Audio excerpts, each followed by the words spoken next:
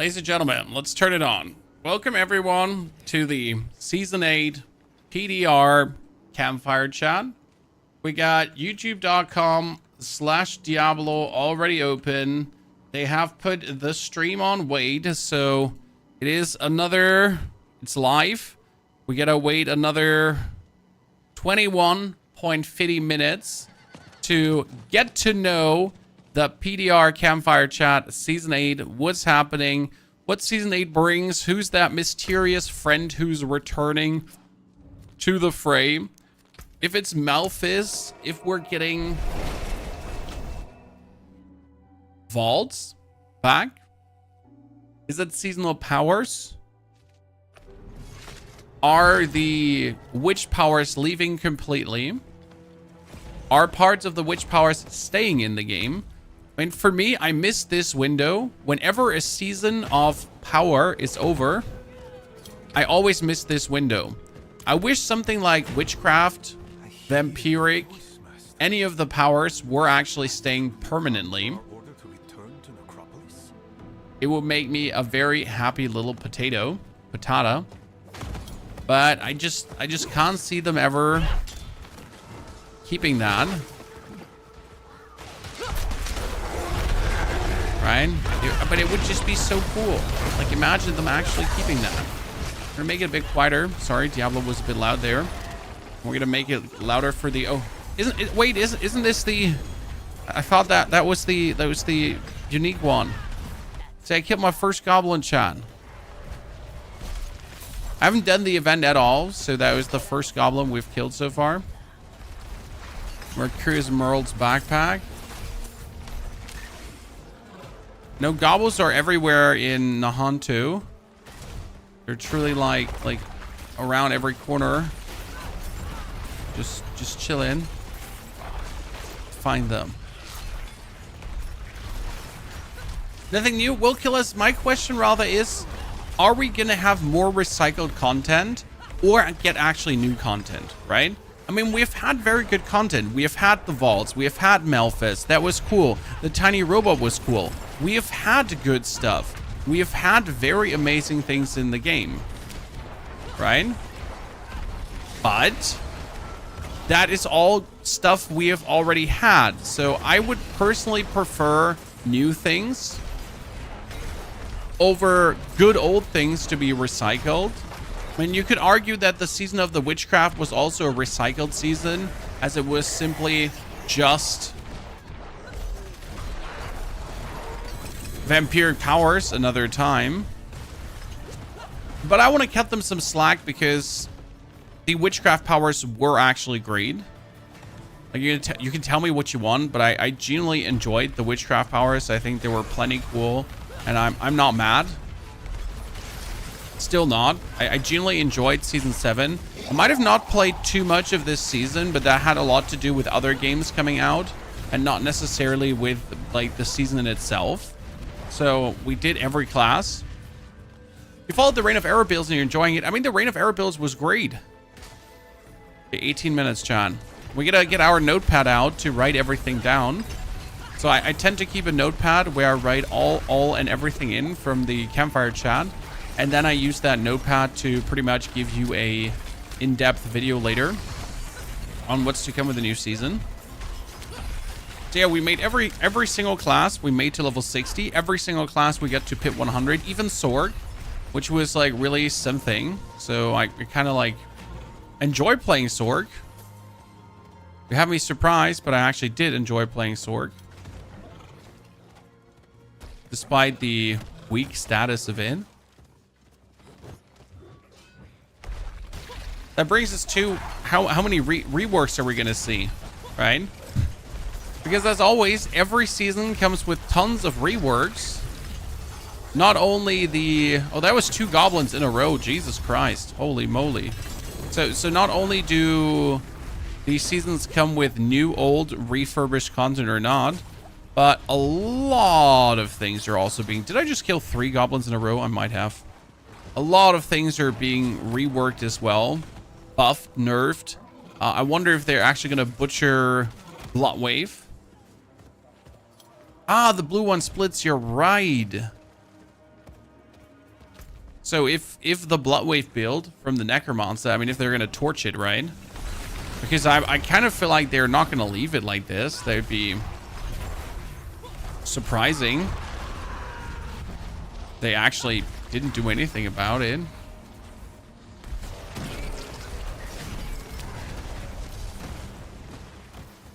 But maybe Necro has finally that one strong build that everyone returns to. I mean, would I be mad if Bloodwave stays as strong as it is? Absolutely not. I mean, that means for me personally, just make a Bloodwave build to farm Glyph XP and then play a fun different build, right? Get level 60 with minions, swap to Bloodwave, play Bloodwave because Bloodwave is absolutely brutal. Then after leveling my glyphs very easy, kick Bloodwave out of the window and play something that's more fun to play. That's right now how I'm feeling a little bit about this.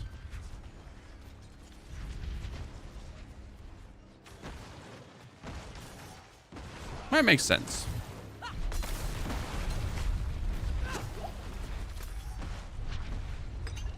Viva C, Viva C. Has any one of you found a mythic goblin? I know the mythic goblins exist. I know they're there. I know they're rare, but we can get them. 15 more minutes. But has any one of you actually found one?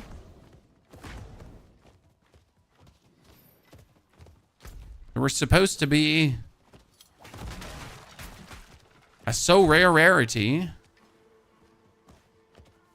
We'll never see them.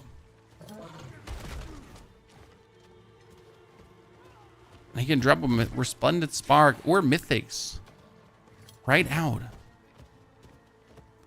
Are we riding to the PvP zone? Well, I mean, like, maybe the PvP zone has goblins too? Don't actually know. I'm just discovering things. Also, the advantage of the PvP zone is that no one goes here. You know, so if there are goblins, oh, see, there's a goblin.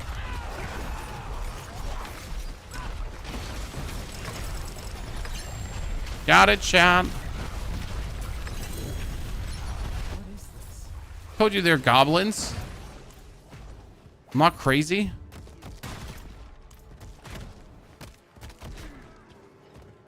The Great Shrine, you can spawn goblins when you kill things. Yeah, but you can't, like, determine the Great Shrine. I wonder if the Spear of Lycander is actually really popular currently during the Goblin event. Because with the Spear of Lycander, you could get Great Shrine buff on you. And does the Great Shrine buff even work with the Spear? Right? Okay, 13 more minutes. I always want to check the chat on YouTube, but on YouTube, the chat is turned off. And it's good to see that there's 1,000 viewers for the stream. So it shows people have interest still, right? People do actually like Diablo. This is nothing compared to the numbers at the beginning. Because if you remember the Campfire Chats, they used to have like 10,000 viewers and more on YouTube. Because people were like positively lightheaded about news, Diablo-wise. That's not the case anymore. But there's still tons of interested people, which is good to see. I do sadly see a lot of people being like overly negative. Right? You post any kind of Diablo 4 news and people are just like, game's dead anyways. Oh, me. Instead of just being excited for every cool piece of content to come, right? And I literally posted a Path of Exile clip that was 28 seconds long. And people were absolutely pumped, right? And excited for it. And you have actual substantial information for Diablo. And share it with people and they're like, dead anyways. Me.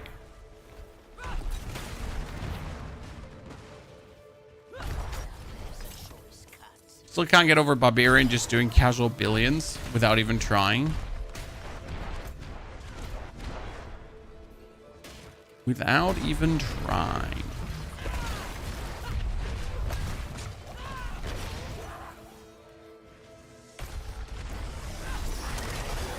Need to stop hitting those random keys in your keyboard. 12 more minutes, ladies and gentlemen. 12 more minutes to find out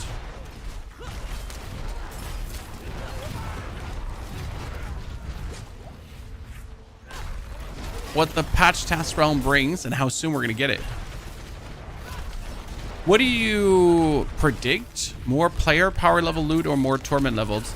Well, I would personally wish for a way to juice content.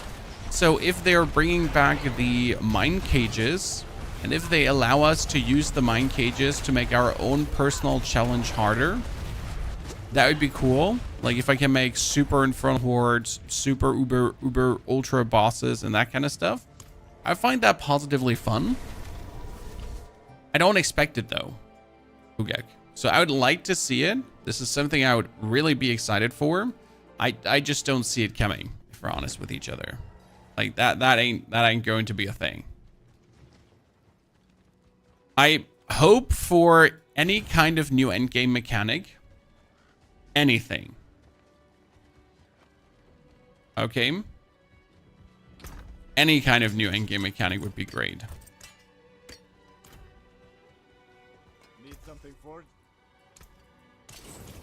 So that would be nice. Because I'm not happy with just the pit being our thing to throw your head against, right?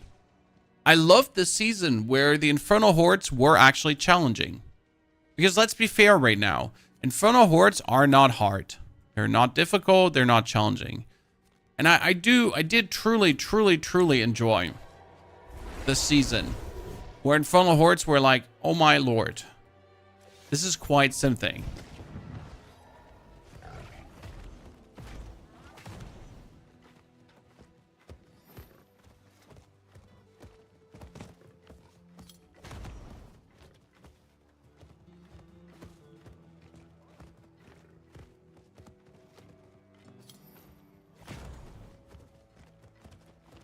Also, could they bring back a mana potion? What for?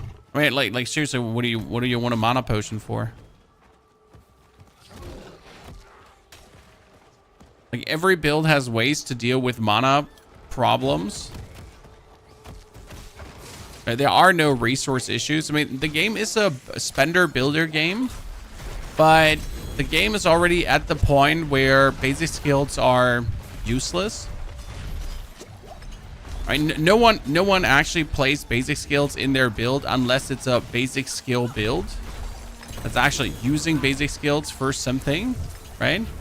But otherwise, basic skills are not being used. It would be just fun, yeah, but it gotta make sense, right? It gotta like fit the identity of the game. It gotta make the game better. Like surely we do need fun things. Don't get me wrong. But we also, like, right now, the game is still in its... I mean, Diablo hasn't stopped being in an identity crisis since Season 0, right?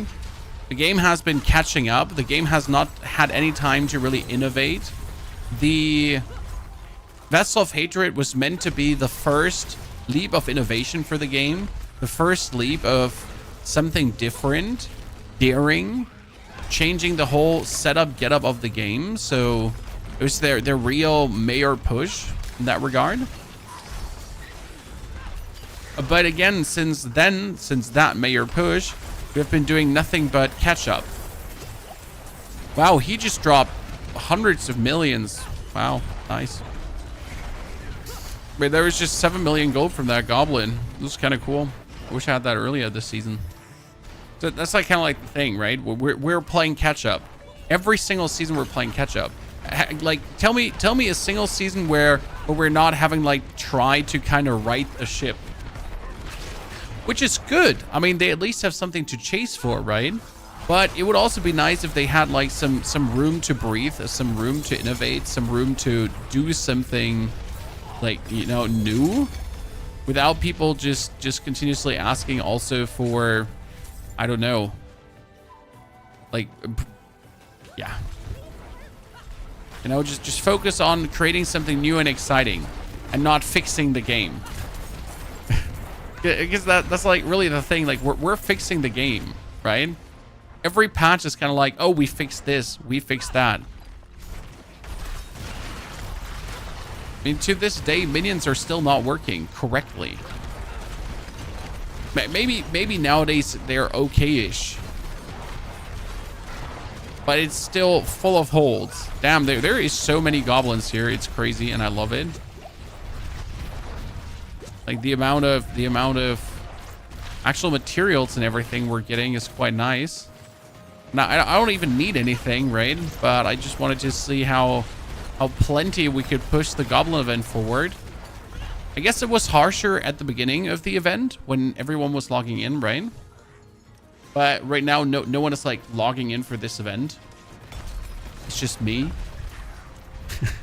It's just me. I'm alone. Hello, anyone? Good. We get 8 more minutes. Any predictions you have, chat? 6 more minutes, though. Any predictions you have? Anything you would like to see? Anything that would make you, like, lock in exile straight away? Like, when you hear Season 8 PTR has this, what's a panty dropper for you? Season 7 quest board is just lazy content. I mean, the quest boards or the reputation boards are, at this point, a staple in Diablo. High risk, good to see there, partner. If you, like, every single season needs a reputation board, Nocturnus. It's a free Resplendent Spark.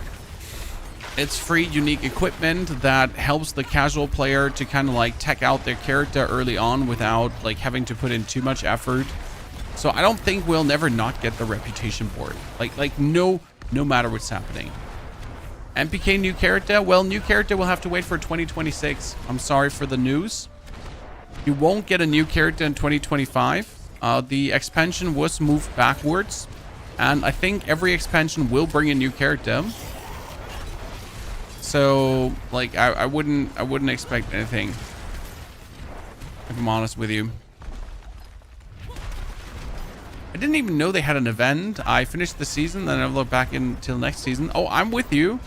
Like, I'm just like here right now running around because we are pretty much talking about the PTR, and the PTR is around the corner. But since finishing all my characters to 60, like, I mean, we get every single, let's get out of combat, right?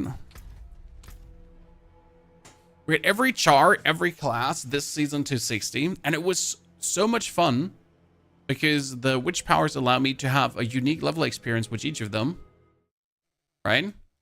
But we haven't really locked back in. I mean, we get the we even get our Spiritborn up, the Sorg, the Rogue, the Barb, the Druid, and the Necromancer. All of them 60 and Pit 100 beaten. It's kind of cool. Kind of cool.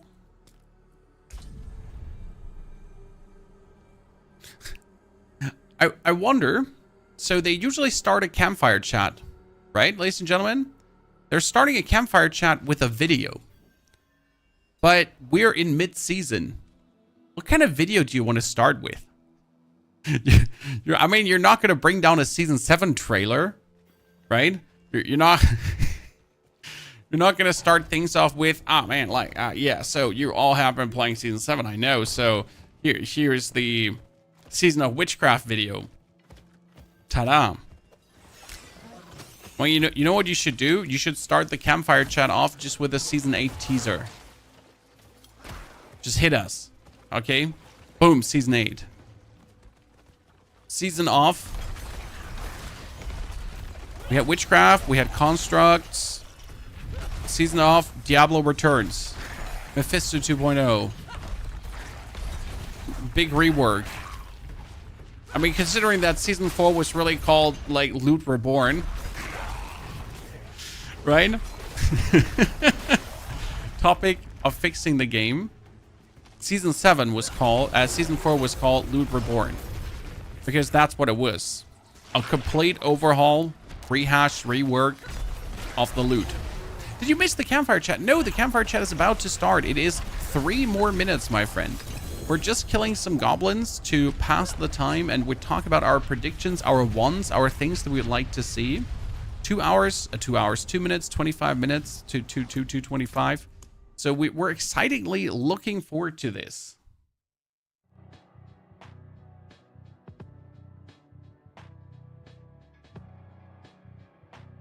I got the notepad open.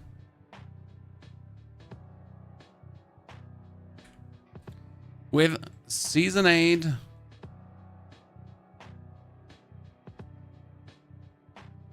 Season 8. PTR Campfire Chat. Bullet points are all set. I'm ready to type it down. They got a stacked lineup today, chat. I think I can tell you this. So I'm in the Diablo 4 creator Discord, right? They got good people. Like there's gonna be some good talk. Oh, it's the PTR Goblin chat. By the way, as soon as the talking starts, just tell me if it's loud enough so I can adjust the volume for you. Okay?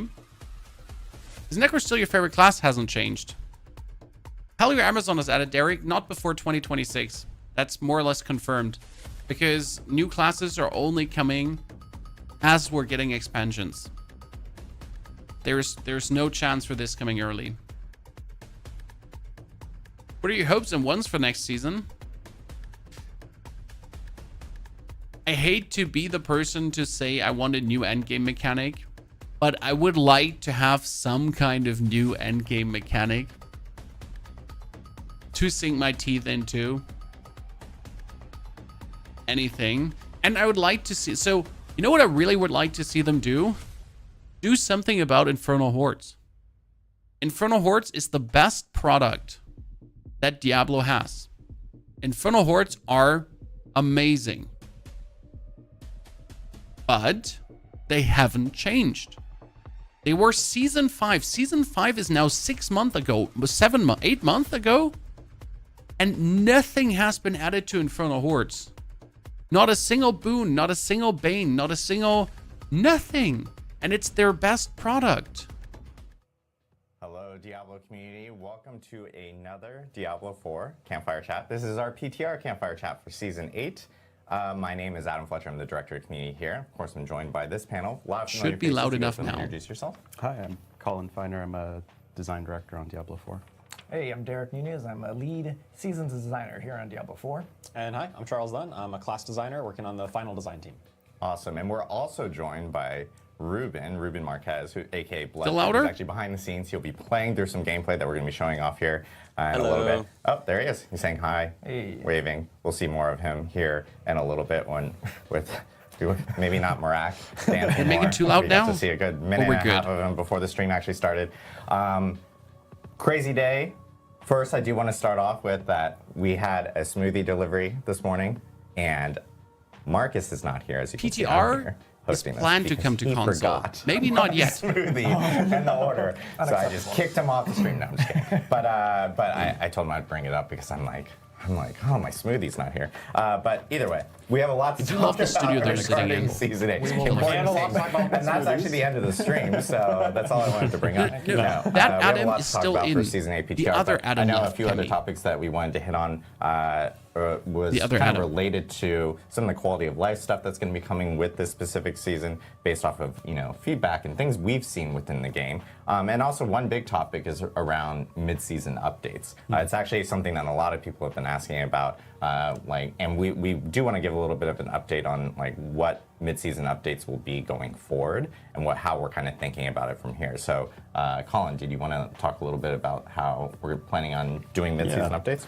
Yeah, I think first it's helpful to sort of talk about the history of the mid-season balance patch. Originally, when we had talked about mid-season, it was pretty early in the life cycle of Diablo 4.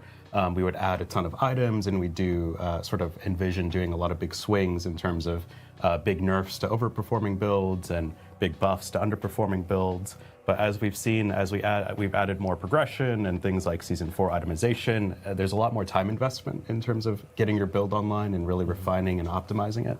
And what we found is when you put so much time into your character, it feels really bad when we nerf things, right? So Season 6 is a great example where you might have done so much work to temper your gear and masterwork your gear and level up those paragons that we were really hesitant to do like a big nerf swing as part of the mid-season balance patch.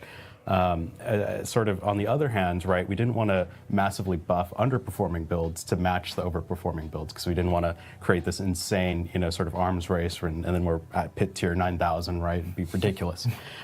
So what we ended up doing was actually kind of like anemic number tweaks. Like they weren't really necessarily making a big impact, and we took a step back and sort of asked ourselves, like, well, what are we actually getting out of this? What are you, the players, actually getting out of this? And I think we're at a sort of point where we want to pivot and adjust our philosophy a little bit. And I think we've already seen some of this philosophy come to life in Season 7. Yeah, exactly. I know, especially in the beginning of the season, people probably saw us make some tweaks in the first probably couple no weeks, new content with mid-season related to updates, some, no nerfs, no really buffs. crazy numbers that maybe they Why weren't have even a mid-season update? into some of the stuff that people saw in the start of the actual season. Yeah. So all that is to say, I think really what we're going to start taking a look at is not doing massive swings in the mid-season, but instead focusing our efforts on the launch of a season. So we're going to take that time, and we're going to make sure that there's a much higher quality launch release, and taking a lot of that balance time and making sure that when we do launch a season, it's higher quality, right? We want the pit tier disparities to be a little bit lower.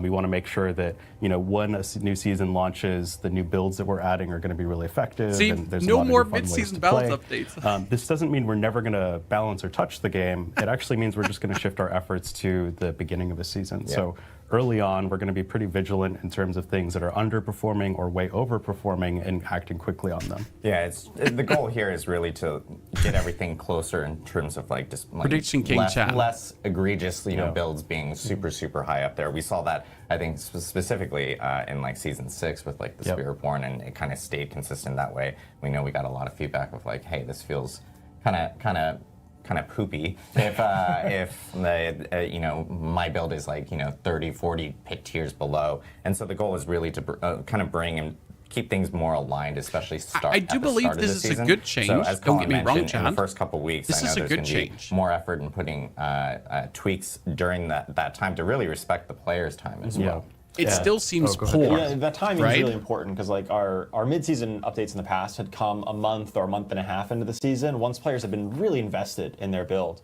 And now we're going to be much more focused on rapid updates, within a week or two after the season launch, to make sure that if we are making those adjustments, it is at a point where, hey, you're not you're not complete with the season, you're not done yet, and you can adjust, and you can make sure that your time is respected in that way. That's the only way. Definitely. Time is So respected. To really Good point. clarify, when a season launches, I'll use Bloodwave as an example. That was something we saw pretty early on, and it was way too overtuned, right? You didn't even really have to invest in your character to get to a point where you're godlike.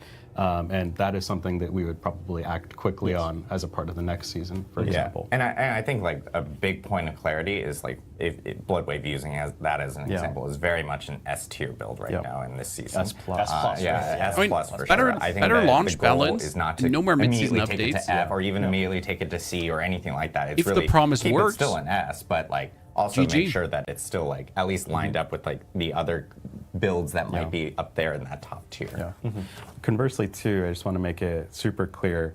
If we see things that we added that are new, for example, if the seasonal powers aren't performing in a way that feels really powerful and crunchy, we're going to be buffing those. So it's not only looking out for the S+, it's also looking for the things that missed the mark. So we're going to be buffing those also. Awesome. Yeah, so I know that players at the start of Season 8 will see us be a lot more reactionary towards those first couple weeks in the early part of that season. So yeah, just wanted to clarify that with players, because we've seen a lot of questions about mid-season updates. Is this a mid-season update? I wasn't really expecting anything from the mid-season update going already. Forward, I know that's so going that's to be the good for me. plan as we look at updating the game in the future. And if you hide things early, I will Liam Neeson your ass. I will know. I will know. There you go. You heard it first. Yeah. Colin's just waiting behind you. That's what he does. Yeah, in the closet. Yeah. Like the little demon kid right behind you. Exactly. Yeah. The other thing that we want to talk about is kind of state of the game, this, guys. especially with Season 7.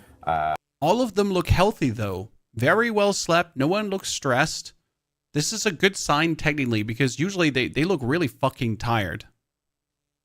It's kind of the pace of the game. It's, Different to prior Campfire Chats, I'll tell you Holy that. crap, what happened? So, They looked haunted. I know you wanted to talk a little bit more about that as well. Yeah, absolutely. So just sort of our perspective on Season 7 has been the progression is very fast, way faster than we sort of expected. Part of it is a lot of the really cool new seasonal powers. Part of it's the headhunts being super lucrative and awesome. And part of it's also just like the seasonal journey and the reputation board. There's a lot of different ways to get a ton of power in Diablo 4.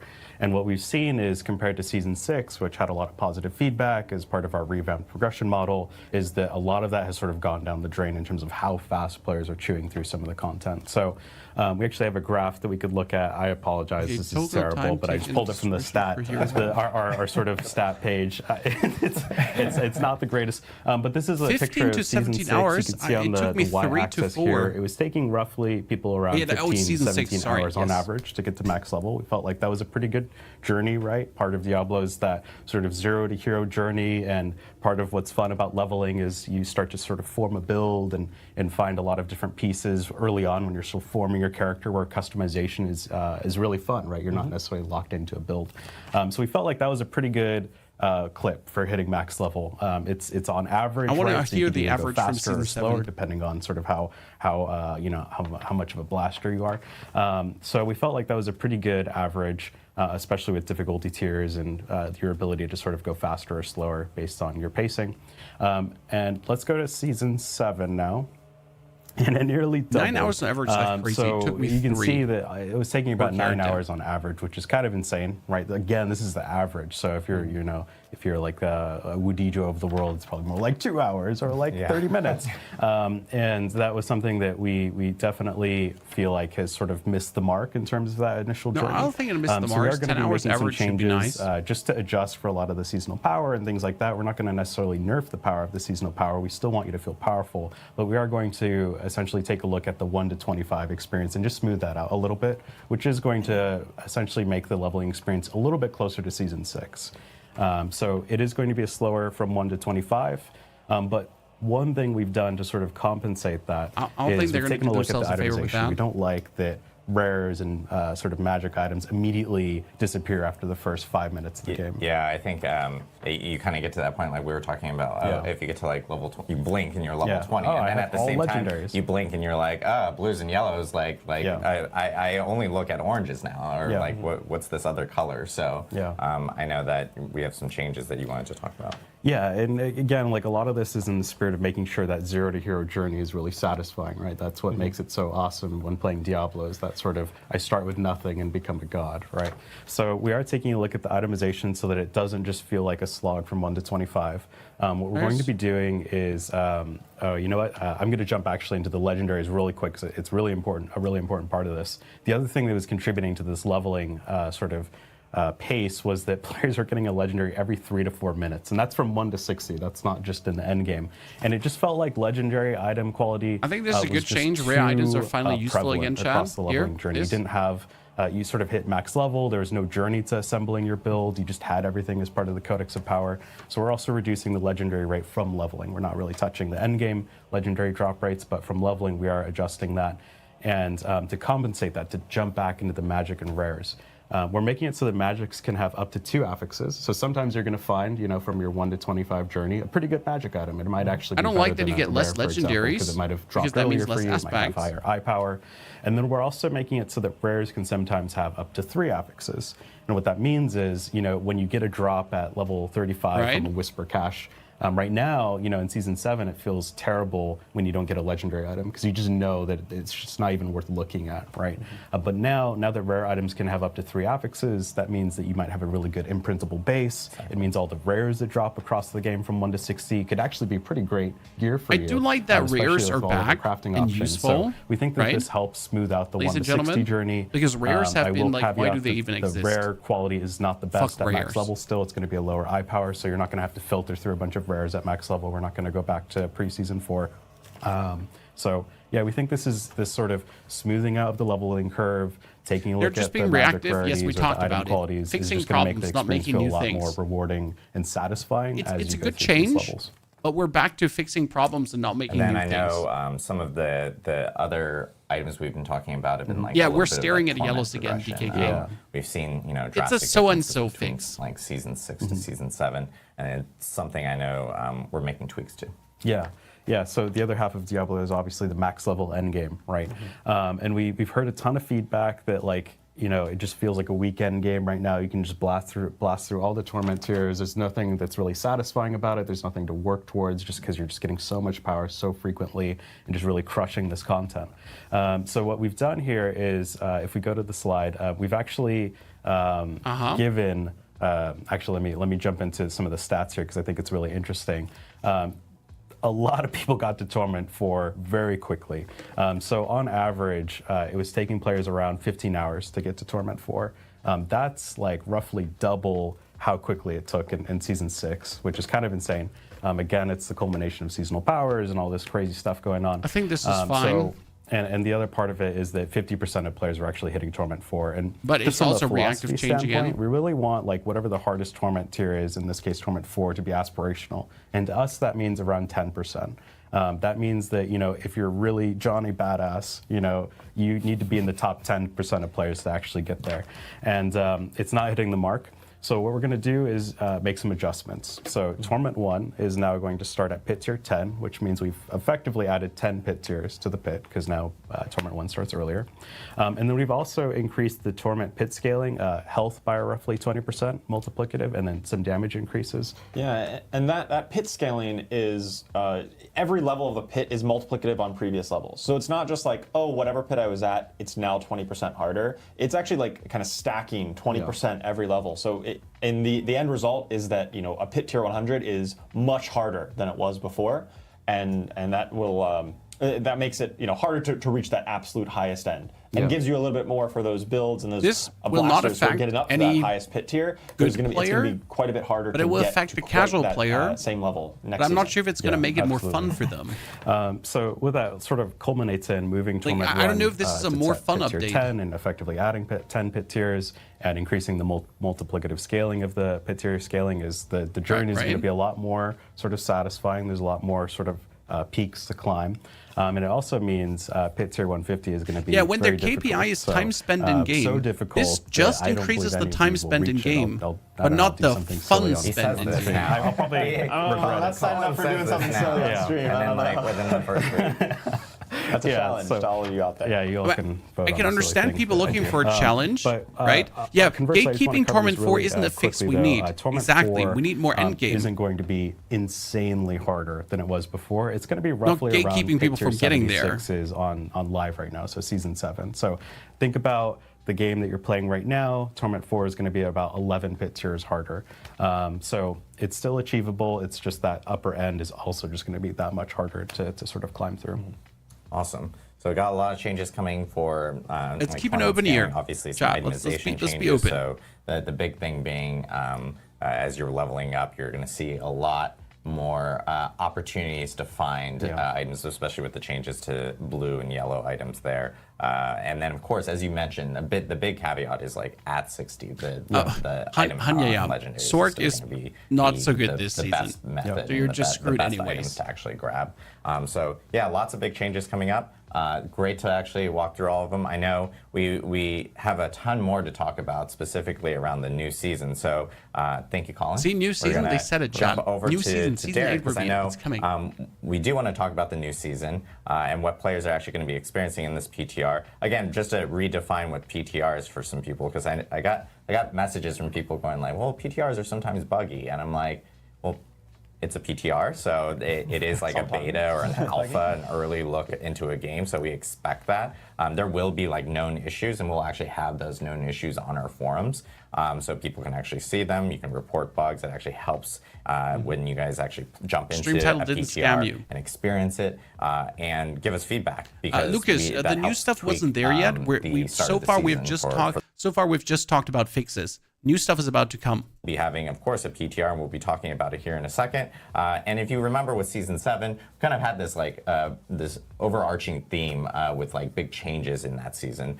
One was specifically around what was mostly focused around like the whispers. And of course, with season 8, we have another overarching theme that we're really going to be talking about, where we'll be kind of even seeing an old friend. So Derek, do you want to chat about it here? Yeah, no, absolutely. Okay. So yeah, as you mentioned, seasons are kind of like our opportunity to shine focus on an existing system and really amplify or celebrate or enhance it within that respective season. So we've seen that with season 4 with the Helltide revamps and whatnot. As you mentioned, season 7 was the emphasis on the Tree of Whispers and Bounties.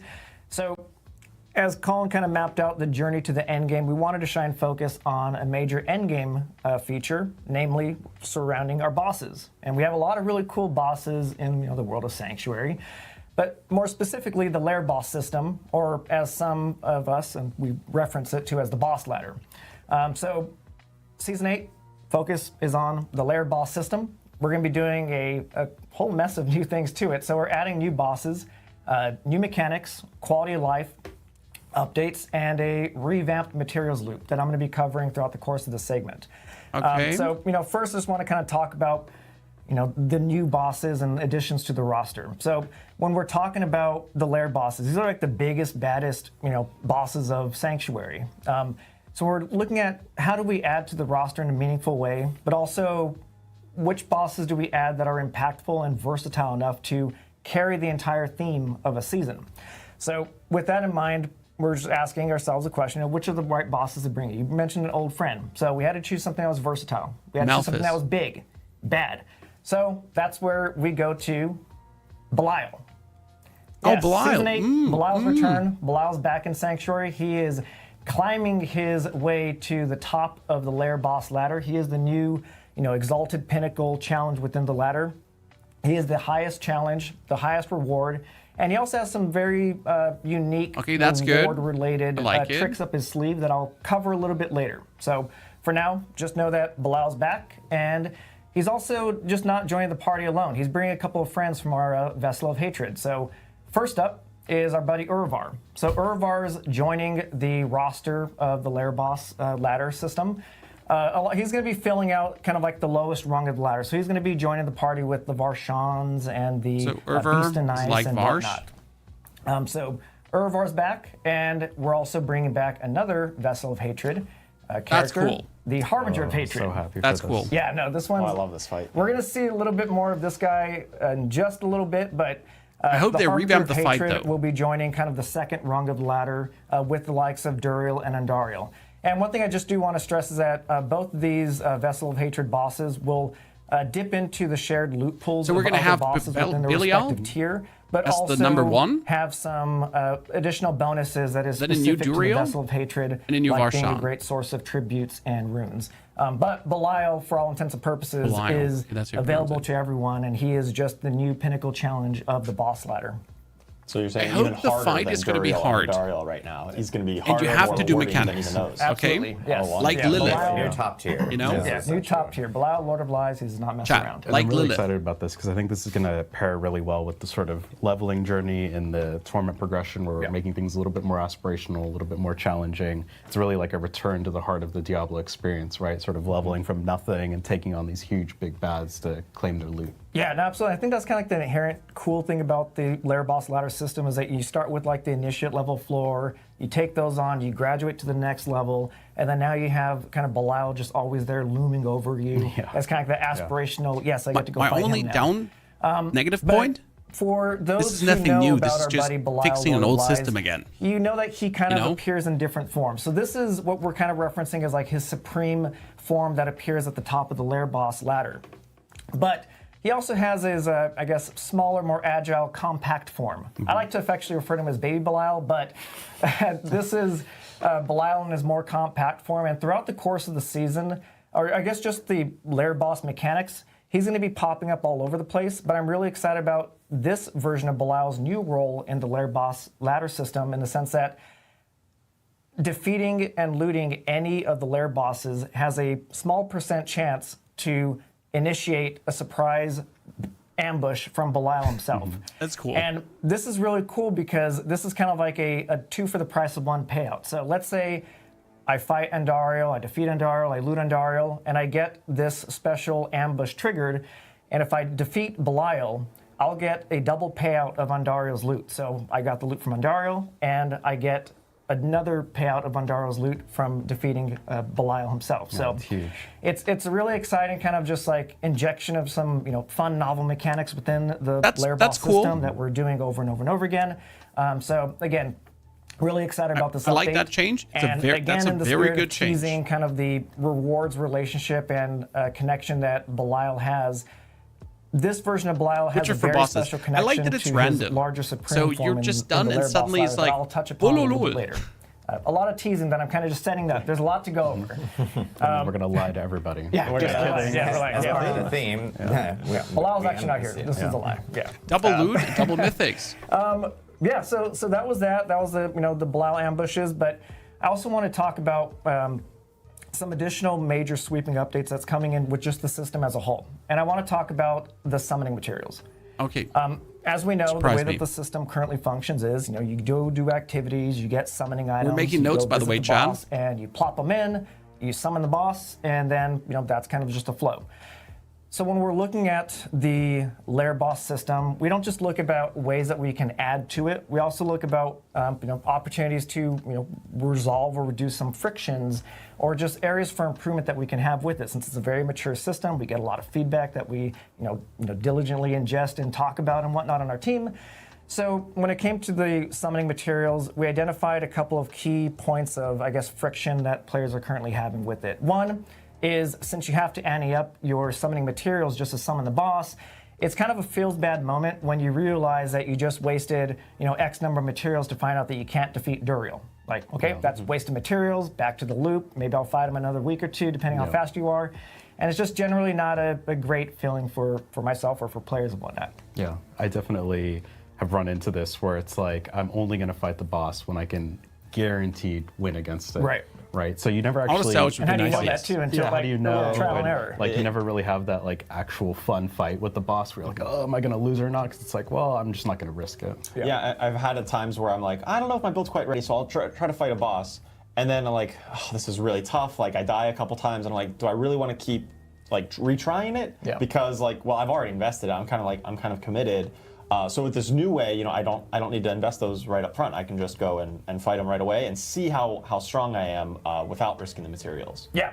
So we're going to cover like the specificities of the new system and how it all works in a little bit. But the other kind of pain point that we identified with the current system is also just in regards to like the party play. I think my little earpiece is coming out of my ear. Wish they would get to the point. Hey, come on, give them some slack. They have cool updates they want to share.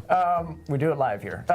So the other element is like just the party play, right? Yeah. And as much as we want to kind of like entrust in our fellow man and whatnot and engage in the boss rotations and whatnot, we have seen some areas of friction where certain players don't engage in the boss rotations and they don't submit their materials. Like no one watching the stream would ever be guilty of this, but that does happen. It's shocking, but it does happen. Belial was on the other side of the computer. It's like, I'll definitely pay the next rotation. And then they leave and they take all their stuff. So that was another kind of area of friction that we experienced with the current summoning materials. Don't play with others. I think that's Problem kind of enough of a preface just to set the tone for where the system is going now that we're introducing in Season 8. So what are we doing? I don't know. Let's find out. All right, so Lair keys. So summoning materials are effectively being repurposed in their roles as a new item called Lair keys. And what Lair keys do, well, I'll just start with this, is since there's no more summoning materials, that just means that effectively all Lair bosses are free to summon. So if you're not sure if you're ready to take on a Varshan or a Duriel, just go visit them. Kind of use them as a bit of a training dummy. You can just summon them, but you need the keys for the loot. Take them on. But what Lair keys now do is they grant access to the defeated boss's hoard or their treasure chest that they drop. So now I'll just walk you through kind of the new flow. Imagine this with me. So you enter Duriel's lair. You walk up to his altar and you just click the altar to summon him. Again, no cost to you. You fight Duriel, you defeat him, out pops his hoard, and now the Shards of Agony, which is now the Lair key, you use that to open his hoard and get all the oodles of loot that you went to go visit him to do. So you use the Malignant Hearts as a key to get the loot from Varshan. And only loot or the loot comes from the person who pays. Yeah, that's a very important distinction, is that now this is a every fine change. member in the party needs to have the appropriate type and quantity of the Lair keys to access the loot in the horde. And you can still trade your keys with friends and things like that. If you have 9999, Duriel mats, you can split them in half and give them to your buddies to open the chest. Yeah, absolutely. Sharing is caring in this system here. And then, of course, if you're really lucky, you'll get a Belial Was this ever a real problem? Yes. Yes, no. Yeah, there you go. It was a real problem. So a lot of new avenues and ways to kind of experience the system. So we also have the Stygian Stones. So Stygian Stones in Season 8 is living a new life now in the sense that we wanted to ensure that every boss in the first rung of the ladder, our initiate lair bosses, the Varshans, Grigors, Bisonites, Lord Zirs, and Uruvars now, that they're all equally relevant to getting you to climb to the next rung. So in addition to, you can take a screenshot of this chart here. I won't try and walk through the entire thing, but now Stygian Stones is a drop that can drop from any of the initiate lair boss tier here. And you can crush them into your lair key of choice for the second rung of the lair bosses. So let's say I fight Grigor, I get a Stygian Stone, and I want to go fight Andariel. I can just crush that into some Andariel keys. And again, just giving a little bit more flexibility in how players actually engage and progress through the lair boss ladder. Right? Stygian Stone is a joker. We know, all roads lead to Belial, Lord of Lies, the top of the pinnacle of the ladder at the end. Ooh, there's a lot. All right, final thing here is the item bloat reduction. So again, with this new system, we're consolidating all the lair keys to one lair key type per boss. So no more kind of managing two different materials and so I have enough material, I have 2 of these, 5 of these. It's just one material per boss. We're increasing the item stacking of these to 99, again, to cut down on some of that bloat.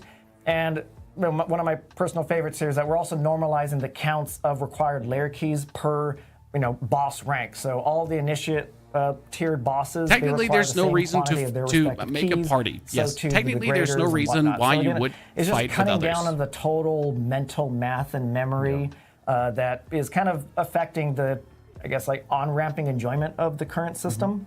Yeah, and Andariel only needs one material. No more Rodas? No more Rodas. Yeah, absolutely. So you can see in this chart here, Pincushion Doll, Shard of Agony, or the Stygian Stone is kind of the wild card that you can crush to any one of them. So, I think this is a very good change for the game, needed 4 especially for solo players too, because they don't feel like they're being popped for playing solo. Go get Andariel's Horde. Right. All right, that was a pretty big overview and a lot of talking in charts, but I want to take the time to throw it over to Ruben and behind the scenes here and kind of just get into just what this all looks like as part of just the in-game flow. Hello, Derek. How you doing, man? I'm doing great. How are you? Awesome. Yeah, let me open up the menu for you. All right, cool. So in this walkthrough, I'm just going to show you or we're going to show you rather, the new flow to access the lair bosses with a little bit of a sneak peek of the Harbinger of Hatred. No, that's the Harbinger of Hatred. One thing I want to just call out real quick is kind of some of the quality of life updates that we've taken to just the map presentation and the boss dungeon tooltips themselves. And I'll kind of just go through these in kind of an itemized order. So first, all of the boss dungeon map icons have been given a little bit of a beautification treatment. So they're a little bit more bold, red, and easier to identify against the sea of other icons on the map. But now I want to talk about the tooltip, and I'll just start from the top and go make my way down. Apparition, incursion, so the first quality of life update that we added was just simply printing the name of the boss that resides within the dungeon. One of the kind of ambiguities that we had with the previous version of this system was not knowing specifically which boss lives in which boss dungeon. Only for vessel owners, who does live in the Gaping Crevice, or who lives in the Malignant Tunnels. So now you can see here that the Harbinger of Hatred lives in the Harbinger's Den. This is probably not the best example, because who else would live in the Harbinger's Den? He technically does live in every single one of them. You don't know where he's at. So you can see here now, we print the name of the lair boss that lives in the dungeon for a little bit easier find. Inside of the main body description, we also just give a little bit more guidance and information on what the value of defeating this boss is, and directing players to the fact that they are a source of ancestral and mythic unique items. Hey, you can list and search in Party Finder chat straight away with short keys. I didn't know that. Some of my favorites of this is that we also display now the required items that you need to access the lair boss's horde. If you recall the previous iteration, that was not apparent to you, so you would kind of waste the time traveling to the boss just to find out that, I have 3 or 4 So, chat, so far, these are good changes. But are these enough changes for a season, right? Because it's this season 8 right now. Favorite update of all this is you see at the bottom, we now have the ability to travel directly into the dungeon directly from the map. You know, it's again, like, no more teleporting to the nearest waypoint. We just pop directly in and just get into it. And we have it's a good change. Ruben loading into here, but it should just be a normal update. Great time to just outline. I've talked about the new bosses. I've talked about new mechanics. But we have a collection of really great, really good quality of Lair life bosses. patch. Exactly. And one thing that we wanted to take as an opportunity within the season was to also enhance every other Lair boss that exists within the system. So every Lair boss is getting a bit of a difficulty spike and new mechanics to again freshen up the fights that we've been knowing and love. So if you fought the Varshans or the Duriels or even the Liliths over and over and over again, all this is in the PTR, so definitely worth checking them out again to see guys, what's all Lair changed bosses more and difficult. how much different their experience is. Yeah, Duriel has some and more mechanics. I like that, but Duriel eats you. Why did you spoil it? That's the Harbinger fight. I love the Harbinger design, guys. So this is Looks the Harbinger of Hatred. And just as a reminder, one thing that we do when we add a boss to the Lair boss system is we don't just take the carbon copy campaign version of it. We also take the opportunity to inject some really crazy mechanics. So I don't necessarily want to kind of spoil the surprises of the Harbinger of Hatred's mechanics here, but he does get pretty wild. This is a spectacle and a half of a fight, and I'm really excited to have players check it out. So. Yeah, and I think this is about all we might want to show of this guy. Yeah, we probably won't go into it. We don't want to spoil all the mechanics and everything. Even though we're kind of also spoiling a little bit of like a rogue build. Keen-eyed amongst you might have Don't noticed forget, guys, you can do this one on tier 1 as well. Yes. It's spoil or it's teasing to make teasing. That's teasing everyone along here.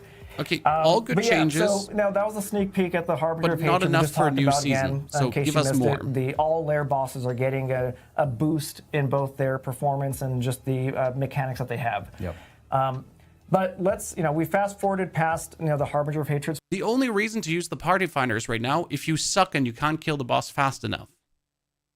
Now, what to expect from the Horde loop flow. So we have some footage here with this very shiny chest. Very shiny chest. So we have 4 abhorrence hearts, and now we can open up the chest. Again, each one of us needs to chest have at the it. end And of I the mentioned fight. that Belial has a chance to surprise ambush you after opening any Horde. And here you go. Look at this. So this is meant to be a relatively rare occurrence. But this is the magic of pre-recorded footage. We can make the impossible happen. And in this case, again, painting the full picture of the scenario, you defeated the Harbinger of Hatred, you got the Horde, you opened it, you got Baby Belial, you killed him, and now you get another proc of, double the loot, double the fun. Yeah, double the loot. And you get the husks to summon Big Belial. With the one-time payment of the Lair keys that you deposited. So, it really is, kind of a 2-for-1 sale that Belial has for you.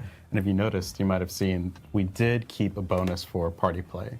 So while you do have to pay to get the chest and open up. Chad, if party plays 4 chances for Belial, right? People enjoy fighting the bosses as parties, and we know that that's a fun social experience in Diablo. So what we've done is the hordes themselves will have bonus chances for loot when you are in a party, and that does scale with party members. Yep. No, but shouldn't that be more Belial's? Yeah, a lot of loot everywhere to give. And on the topic at the very top, I teased that Belial had a very special kind of role in the reward structure, different from every other boss. So defeating the ambush version of Belial is not just lucrative in the sense that it's a double payout. He is also the sole source of the Lair keys that you need to access his Supreme form at the top of the ladder, the Supreme form's Horde. So I want to show off now the Supreme Belial's very green chest here.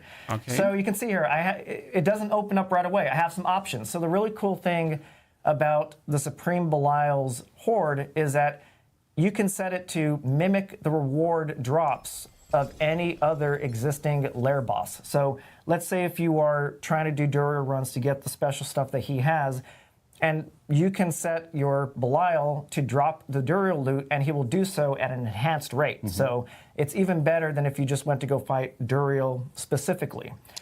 Yeah, so if you're really targeted farming those specific uniques, you get, that seems unexciting. This version of Belial just gives you a much better chance of doing that. That seems unexciting. Yeah, absolutely. Actually. And not just that in terms of like his value, he also guarantees 1 ancestral unique drop per kill. And he's also a really great they're source trying to of do. the infernal compasses. So, if you want to, empower your infernal horde runs and whatnot, it's never a waste of time to go visit the Belial Supreme at the top of the ladder here. Yeah, and this is in Torment 2, and it all scales with Torment. So Exactly. the higher the Torment, the more what we're seeing in this footage is just Torment 2. So obviously, like Torment 4, you would get more loot out of it because it's a much more difficult challenge at Torment. It is much more. Yeah, it scales with the Torment tiers, and also if we were in a party in this example here, we'd get even more chances of great stuff out of it as well. Yep, exactly right. All right, cool. Well, that is the Lair key and the Lair boss. Just have a lot of things to cover here. I know we want to talk a little bit about kind of it's funny because people saw it as Ruben was on the map because they probably saw no Belial loot. That's a bit apparitions and everything. Right. Yeah. There's a lot of teasing in this. I know, a lot of teasing. Right? This one happens to use a live build. Anyone else disappointed about that? Exciting. But one thing before we hop into the next, I do want to reestablish so that everything that we just talked about as far as what we're introducing to the Lair boss system and all the mechanics, new bosses and whatnot, that is permanent. That Very is convoluted just system. how No, the system is not convoluted, Leonardo. So the system is easier now. Getting introduced in Season 8, but it's not leaving beyond Season 8. It is just there. It'll be an Eternal also. It'll be an Eternal. That's just how the system works. So this is good, but it shouldn't be a season. The next should be an segment, though, update. is all the seasonal specific stuff. So again, as Adam mentioned, you might have seen some apparition incursion things pop up. So let's get into the first kind of seasonal related content here. Oh, the top says Lair boss. Okay. Anyways, we do it live. Apparition incursions. Apparition Incursions is a new open world seasonal event to empower your leveling journeys and also kind of just spread the narrative and dramas of Belial is back on Sanctuary and he's spreading his own sense of twisted realities across the land. He's always in his effort to try and plunge the world of Sanctuary into his realm of lies, and he's doing it through this fast-paced boss rush style event that kind of takes the spirit of the open world social boss play of the Blood Maiden and making a really cool kind of just really fast-paced bam bam bam boss rush style event. So I think we have some footage here just to put some visuals to it. So this is an area of the world that Belial's apparitions are kind of overtaking. And throughout the course, players are going to be defeating these apparitions to draw out up to 2 of his apparition bosses. Okay. This is pulled from a total of 10 potential apparition bosses. So each time you go through this, you'll fight 2 of them kind of randomized. So each time should be a little bit different. And all of this is leading up to a showdown against Belial himself. So again, it's celebrating bosses. It's 3 bosses per event. And the idea for this is that they're up pretty much 24/7. So we want to just encourage that, hop on the boss train, ride it to the end, find the next one, and just, go to your heart's content. And, celebration of bosses this season, really. Absolutely. And what do you get for killing those bosses? Oh, you're going to get some cool stuff, Colin. Let's go to the next slide. That kind of leads us into the collectible boss powers. Boss powers. That's great. Spoiled it right there. It's already on the slide. It's already on the slide, yeah. You're fine. So the theme for the powers theme for Season 8 is boss powers.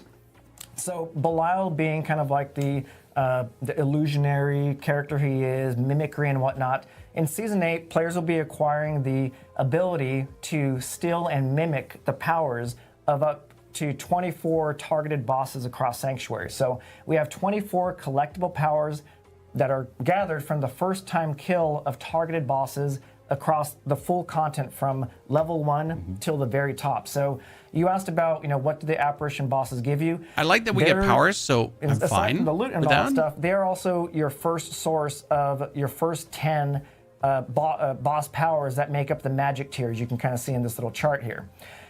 Graduating from the apparition bosses, you now go into the world bosses. So each one of our 3 world bosses have a power associated with them. Oh, you want to kill the world bosses too to get the powers. That's kind of nice. Off with I like that. With her own boss power that you can acquire. It's like a ladder in the boss power. It's definitely celebrating the progression journey of bosses from the moment you log in to the moment that you're powerful enough to take down. See, for this you have to defeat the Wandering Death. Bilal being That's kind cool. of like the star of the season, he's special. He gets 2 powers because that's just how he rolls. Cheating. Yeah, and I think one of the cool things about this kind of structure, it's a very structured power climb, so little ambiguity of like, how do I get the Wandering Death's power? Well, go fight and kill him.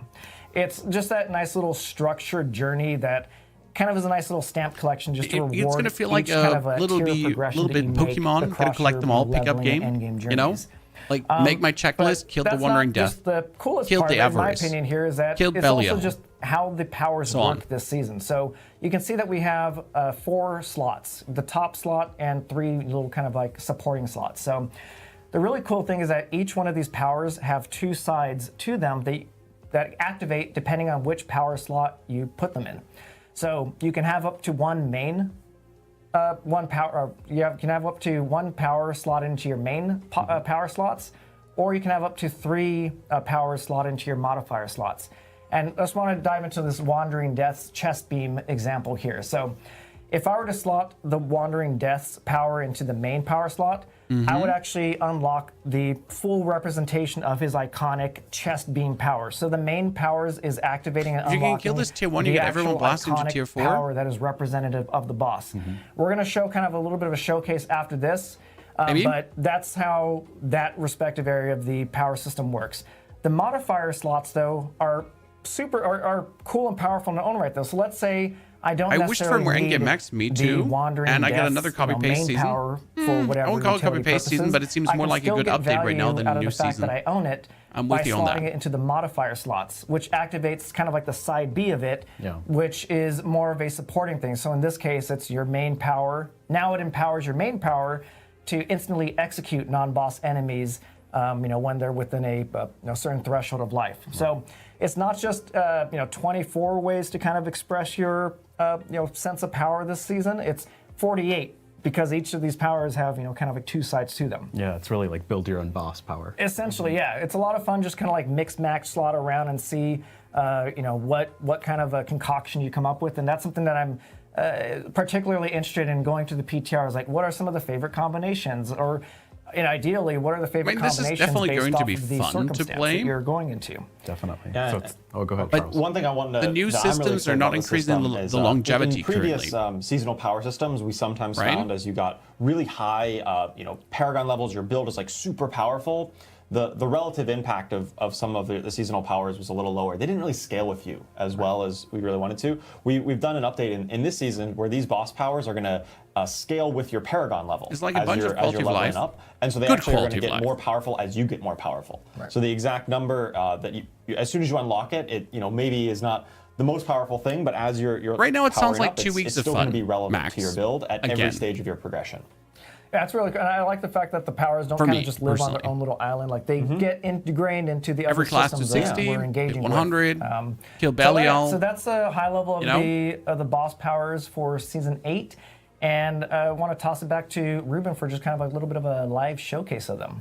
Hey, Derek, thanks for all that. That was great, man. Yeah, I'm excited. What do you got for us? Well, I get the fun job of showcasing all these powers today, but I must confess, I got my smoothie, so I'm a little jacked up today. So I'll try not to rub it in. I'm so happy you got your smoothie. Yeah. So happy for you. I try not to talk too fast. I'm thrilled. Let's go ahead and open up our inventory here, and you'll notice on the left side, a familiar tab is our seasonal tab, which is I like how it looks with the eyes. So from this tab is where you'll be kind of interacting with your powers throughout the season. Like Derek mentioned, you can drag and drop them, equip them on the fly. Animations There's are no good. penalty. I think the team and everybody wants you to experiment and have fun with the builds. You can also upgrade them by hovering over them. There's a corresponding button here. On PC, it's F, so you go ahead and push that to upgrade them. And yeah, so the top slot is your main slot, like Derek mentioned. This is where your main powers go, and all the bottom ones are your modifier slots. So right here, Derek's favorite was the Wandering Death's chest beam. So as a modifier, right, you can execute enemies, but as soon as you drag it over here, boom, now it's a channeled ability. And you'll notice right away, it's a prominent beam. Yeah, it works like well it. with channeled abilities. It only works with channeled Death Beam. abilities, actually. And it's kind of cool with Dance of Knives because you can adjust and do these micro adjustments to kind of maximize the effect on your target, just to keep it on them a little bit longer. Yeah, and as you can kind of tell, we're not necessarily going for subtlety in terms of the expression of these powers. Imagine a bunch of rogues in the Helltide running around with a death like beam Goku. chat. I like it. Oh my God. I also want to just call it real quick. Just one thing I absolutely love is just the animation. you have to kill of the Lilith for UI this, chat. itself, and, In Torment. you slot these little like eyeball powers into the little eye sockets, and it blinks, and yeah, it's just kind of just fun across the board, just engaging with this. And pops. Yeah. So what do we got next? The next one I want to showcase is Lilith's Wind of Hate, just because probably most of us have died to this before. Her spike Attack ability enemies with from a the ground. wave of spikes. And it works on almost every skill. So you can see as soon as I dash here, I get the spikes. With Barrage, you get the spikes. So you can slot it in almost every build and have fun with it. Even Dance of Knives, really cool ability there. Let's see what else we got. Another fun one, there's a transformative ability, is Juriel's Burrow. So it completely changes your evade skill. And When you you burrow evade, you now underground. burrow You deal underground. damage when you go into the ground and when you exit. But the real cool thing is you become immune while underground, and you can control the direction. That's awesome. Is awesome. Yeah, That's one of my absolute favorite. I love that one. you can stand still if you like or whatever, and it scales. As you get more evade charges, you get more burrows. So I'm sure there's a lot of, especially adding 3 new bosses with all kinds of crazy effects. You know, you can This now is dodge them a cool, little bit easier. but which again, is great. 2 I'm weeks sure there's some cool. good use cases for So that. every class and can make more even fun just builds right there, again. I want to just chime in and just say that, you know, we showed off a power that procs off of the evade. We showed one that procs off channeling, and one that procs off any skills. Like, one of the goals going into the design of these powers was to just remove any ambiguity about how do I actually proc it. We wanted to make it as utility focused and straightforward as possible, so that players can really easily digest and how they work it into their builds. Yeah, that's a great point. Urvar's Bombs is probably my personal favorite, as I like making builds and interesting builds. This definitely supports After ultimate casting ultimate builds. skill, lob And as you 4 can see on the bombs screen that deal here, it damage and lowers reduce your cooldown ultimate by skill's 5 seconds, cooldown. which is great, and gives you a nice damage component to kind of top off on it. So we're playing Rogue, and Death Trap is an ultimate ability. So as soon as I pop it, you'll think see about Urvar's Reign of Bombs kinda Error shoot Rogue out, that just and spams you the get that ulti. lower cooldown effect as well. So it's great. And you get 2 death traps. I wonder how he's doing that. how you What got did you do? so Oh, no. That's on me. That's on me, guys. Yeah. All the teasing on this stream. So the And Urvar's finally, Lob before Bomb on they a play the Reign of walk-off Error music, Rogue would be I think insane. I could showcase, let's do Grigor's Lightning Square. So if you notice, Lilith's skill had like a slight cooldown. This one scales with your build really well. So the more you can cast a cast core core skill, skills, lightning the more tiles you get outward these for- iconic kind of lightning strike panels shoot out from your character. So you can imagine you can just go full Thunder God here the whole time with your builds. So yeah, I think that's all this I is can gonna be showcase fun. today. But I appreciate the time. No, thank you. That was awesome. Yeah, so again, those are just like a kind of a sneak peek at just a handful of the powers. Again, throughout the course of the PTR, you'll get to experiment and engage with all of them. And again, looking forward to the feedback and just just general notes of how you incorporate into your builds and what really excites you. So I think that's pretty much the wrap up for all the content coming in Season 8 that persists beyond and within. All the Season 8 stuff that will be available in PTR for players No to actually Infernal jump Hordes into. rework, sadly. We're still going to be Or bonus, talking about or a both. few more things as we get closer to Season 8 with the launch of the actual season itself. So, Derek, thank you so much for walking us through everything. So, and a of good course, quality with of life season a new so season far. and a new PTR. For we have 2 a lot of weeks. changes that are coming to classes, specifically like the Rogue, which We saw someone doing this. Yeah, We can just skip. we'll just skip it. Well, you don't have to farm them, Dub. So, You just have to kill them all Charles once. over here is actually going to go through all the class changes that players Like will be able to Pokemon. experience and test out during the PTR. Yeah, of course. I mean, there's tons of new bosses to fight, so how are you going to fight them, right? So let's talk about some class updates that are coming. First, I want to talk about some updates that are going to affect all classes in some way. These are kind of a bit more generic updates. So talking about ultimate scaling, this is something that we introduced in Season 7, the current live season, where as you get to rank 5 of the ultimate skills, some of them had mechanics that allowed you to crank up their damage by building different stats, right? So if you got more damage while fortified, then your blood wave is going to do more damage, for instance. We think that's really cool. It enabled a lot of very powerful builds, and so we're looking at ensuring that those don't like really eclipse every other option in the game. We still love that those are powerful builds. We love that you're playing them. We don't want them to be the only option. And so with that in mind, we're looking at putting a cap on that scaling. You can scale them up to 200% bonus damage, which is still a lot. Now, you're still doing, like triple damage. And that's it, no ultimate builds. But we just want to make sure it doesn't get completely out of control with all the new stats and some of the scaling coming in from some of the seasonal powers that could potentially lead those to be crowding out other options of gameplay.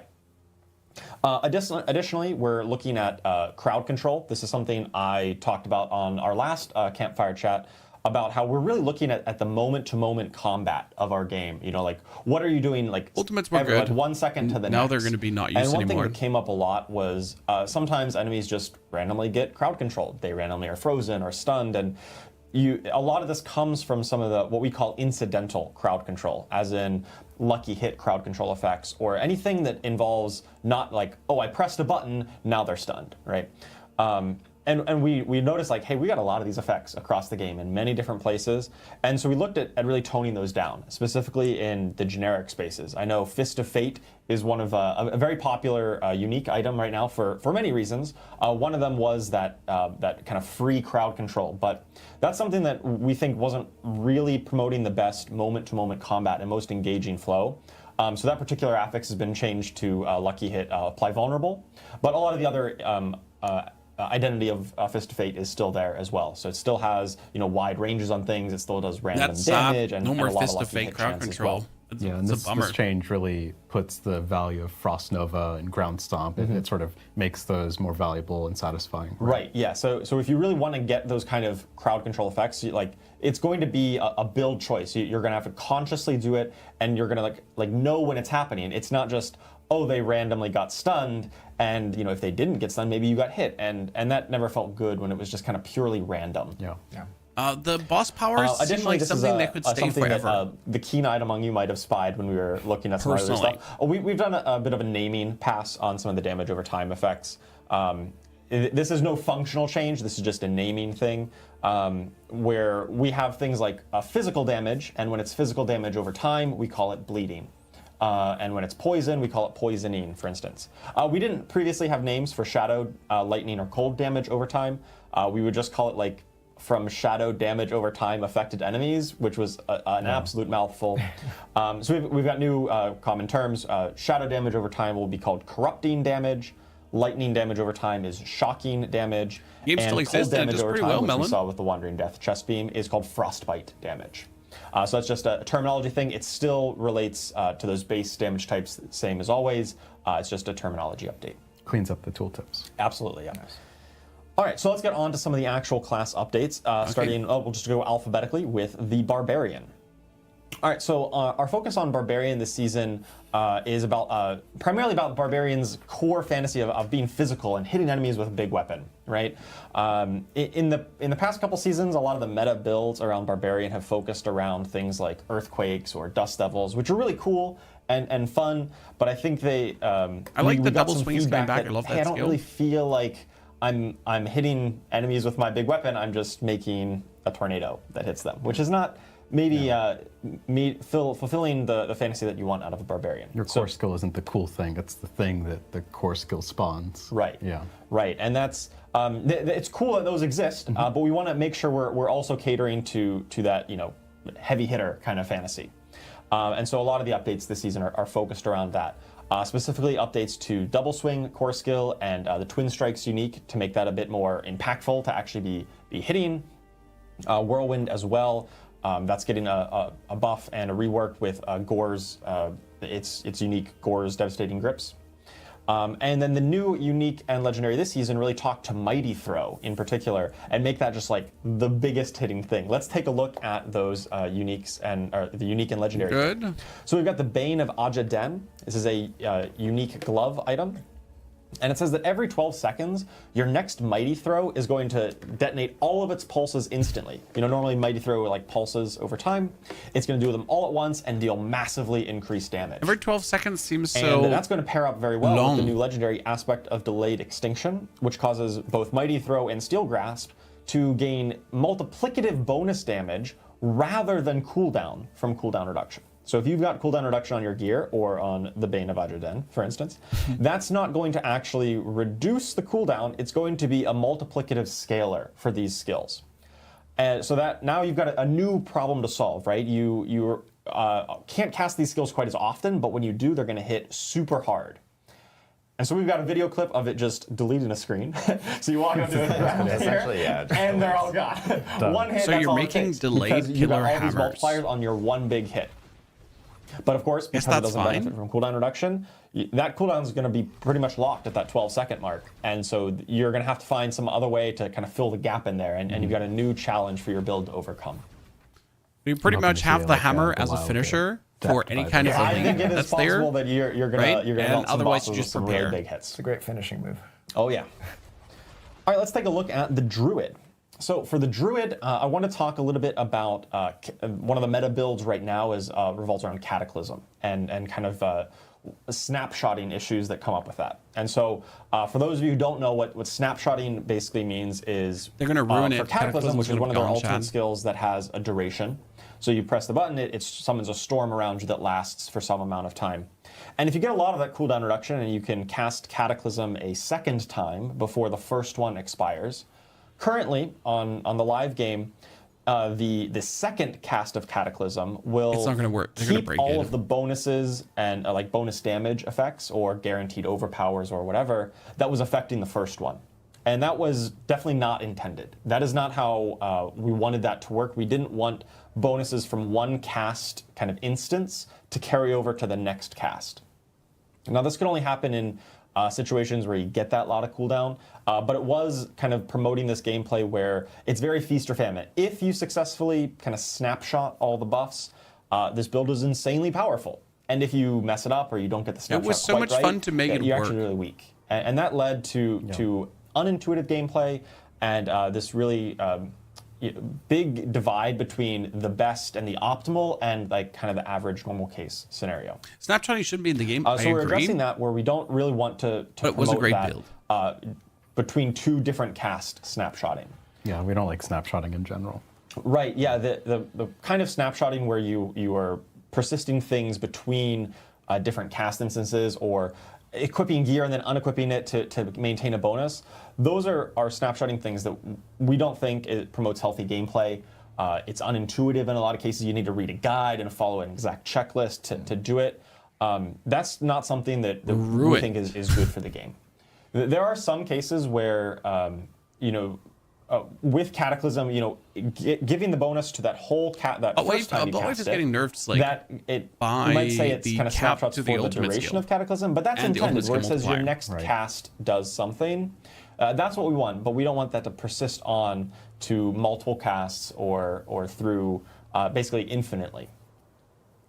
So that's one thing that we're adjusting on Druid. But we're also looking at promoting other playstyles as well. We think that build is fun, but there's other ways to play Druid as well.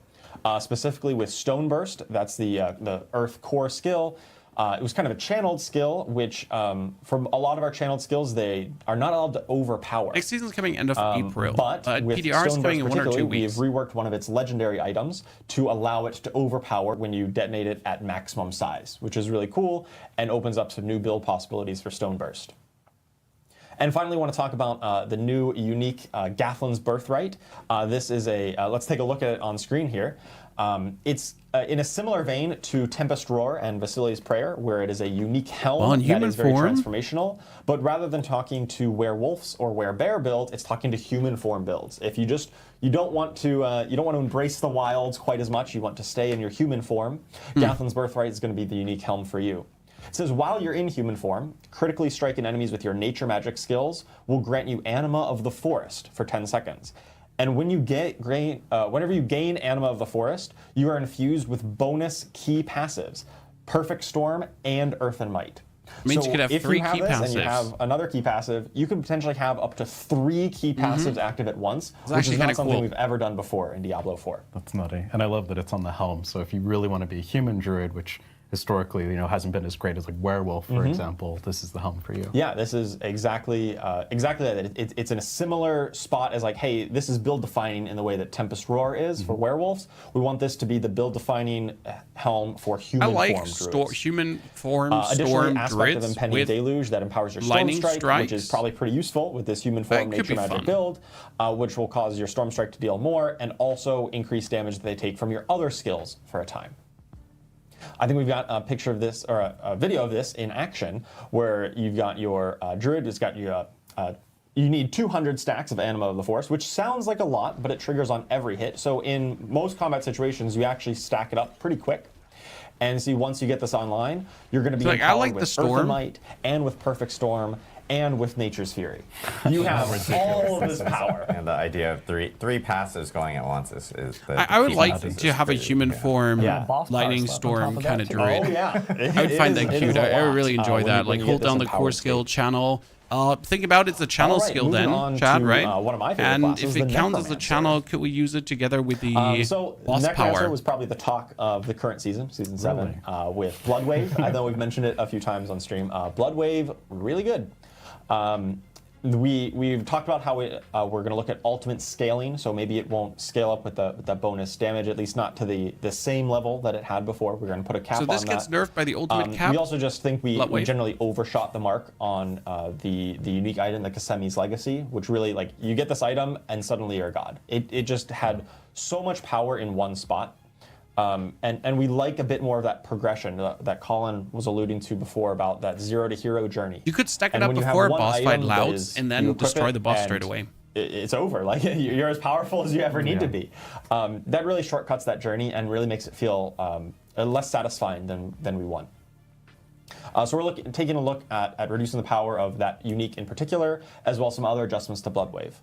We do want Bloodwave builds to still be powerful and still be an option if you like that playstyle. We just don't want it to be the S++ tier. This is going to be twice nerfed. So the ultimate cap nerf. Additionally, we're taking a look at Blood Lance. This is a core skill that has historically been very good in multi-target kind of clearing out pit runs or dungeon situations.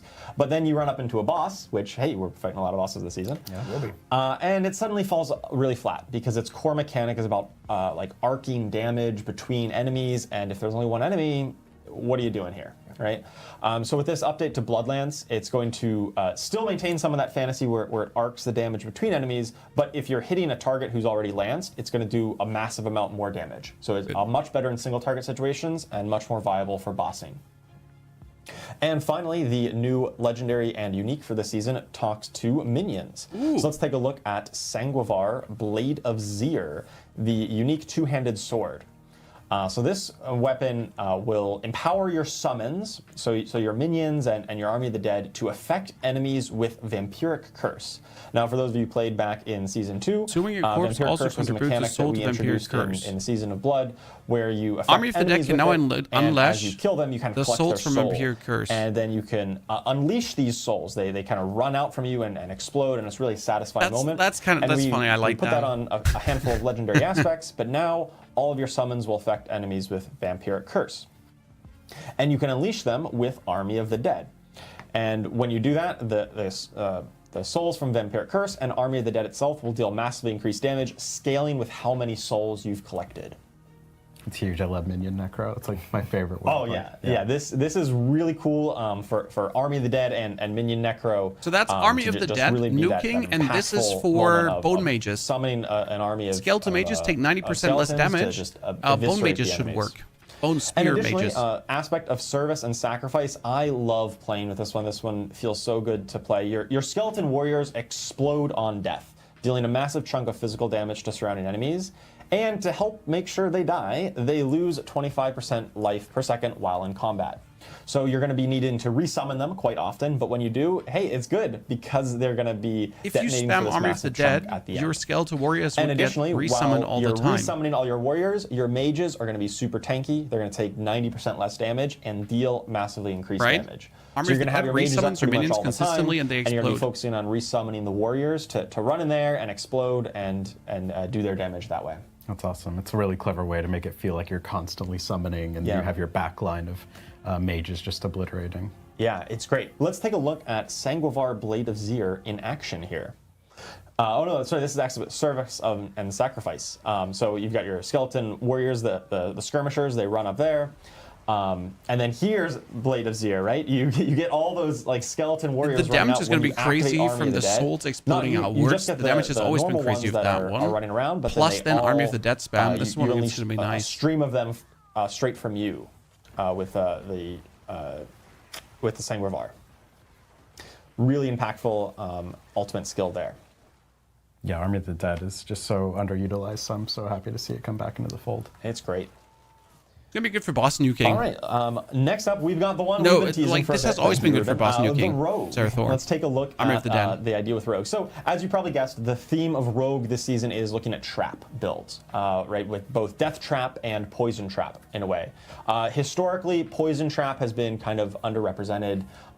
Death Trap builds have been quite popular, pretty powerful, and a lot of fun to play.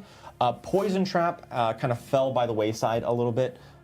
It had a number of issues that we're looking to address this season. To really promote Poison Trap as a viable standalone there's build. only one enemy, Zerathor. And what we were seeing they all run into one Ruben boss. Was the Scoundrel's Leather rework. Now this is a unique chest item that's been in the game for a while. It was about traps in the past.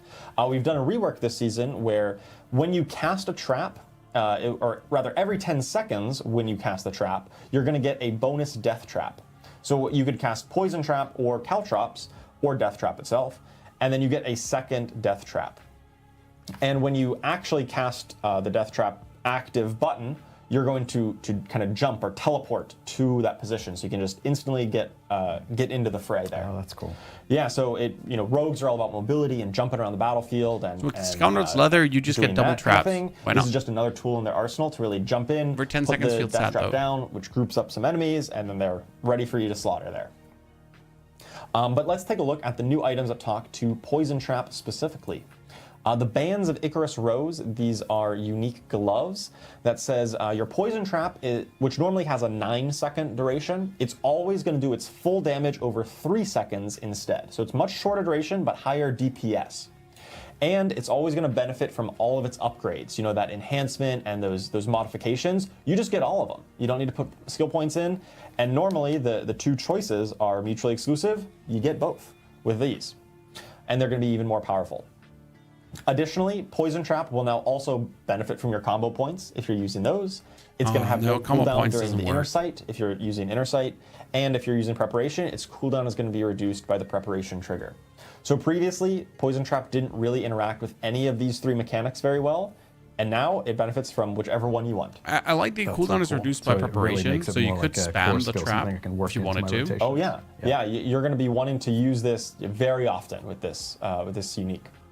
And then the aspect of Contamination, as many builds that focus around poison on Rogue +4 to maximum want to poison build traps. critical strike damage, because that's really good with the poison imbuement. Poison Trap now also can scale up with some critical strike chance. So with aspect of Contamination, it unleashes a poison burst when it detonates, like kind of initial upfront hit. And then if that burst critically strikes, which, if you build in a lot of crit chance, it probably will, or if you hit a lot of enemies, then you're going to deal increased poison trap damage build, why for not? duration. Chad, So of course, if it's good or not, but it's a good fantasy poison trap. that will be fun And to this is probably my favorite clip here. Let's get a clip of this one. Right? Right. So you apply Poison Trap, which it's going to throw 2 of them out. And one of its upgrades knocks down enemies, and because it's increased, it knocks them down for quite a while, and so they just take a little nap in your poison traps. I don't recommend it, but hey, if they do, they take a ton of poison damage. Yeah, I could see me play that and have like a good time. So good. This guy just falls right sit down. Lay down, I guess. His face is in it. His face plants and then succumbs to the poison. It's awesome. All right, moving on, we've got our Sorceress. So the Sorceress class definitely is one of the ones currently on Season 7 that I think didn't have any of these real big outlier builds that we'd kind of talked about. Some of the highest highs come from like the Blood Necro. Okay, I would like to see a Meteor build. Druid with the snapshotting Cataclysm. Please. And I think I definitely want to acknowledge that Sorceress maybe didn't have some of those real outliers this season, and they were maybe felt like they were a bit behind of those. So as we talked about with other classes, we're definitely looking at bringing those outlier builds I did a Meteor Ride build, and it was the most fun I've had. Bring them kind of back to the norm of some of the other builds, so they're not so far ahead. But for Sorceress, we're looking at improving some of the quality of life and some of the interactions between some of their mechanics like crackling energy, meteors and meteorites, and making sure they scale well with the build. Like crackling energy will now have the shock skill tag, so if you're building up damage for shock skills or some of the other synergies there, those now interact with your crackling energy. And additionally with meteor and meteorites, they're now going to be able to scale with each other's damage. Which helps builds just be a bit more cohesive and feel more robustly supported. That being said, I think where Sorceress has been in Season 7 is in terms of like its power progression and the relative strength of its builds amongst each other is more of the closer to the ideal state of where we envision all classes ending up. We recognize that they are kind of so they want all classes to suck than other classes in Season 7, but we're looking at bringing them up a little bit with improved quality of life and build options, and making sure that some of the outlier builds that's really skewing that perception are being brought to be to bring them close together. Yeah, and create some more harmony between the classes. Exactly. Yeah.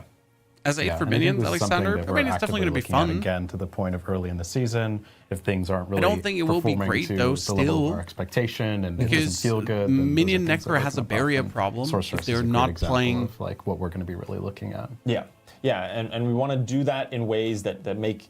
We don't just want to slap on a 50x scaler on Sorceress. We want to make sure that the builds feel cohesive and coherent in a way that makes a lot of sense.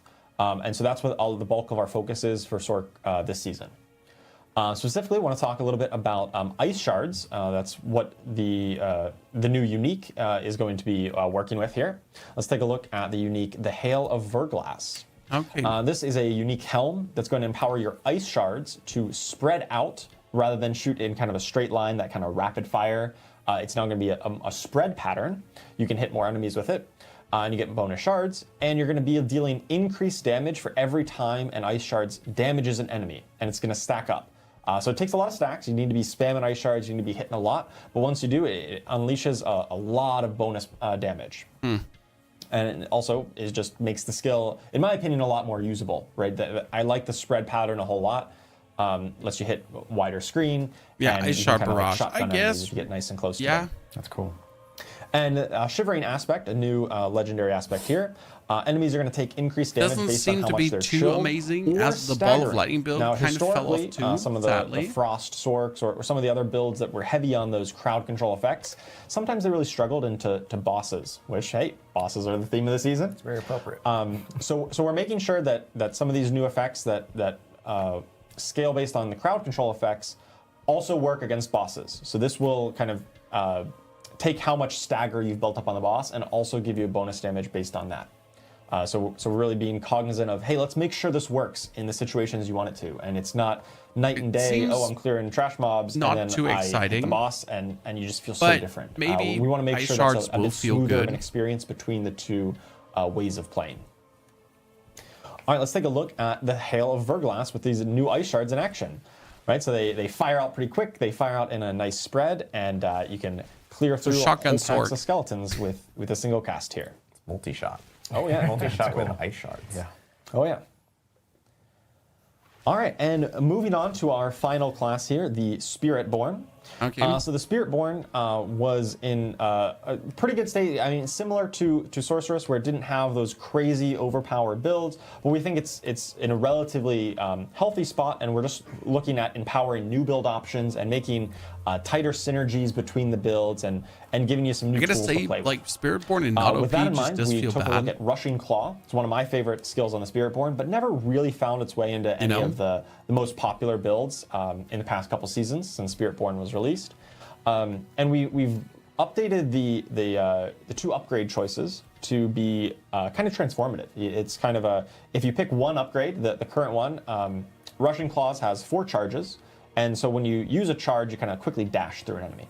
And so you got 4 charges, you can spam it 4 times real quick. The other upgrade now has been reworked where it gains even more charges. It gains 12 charges.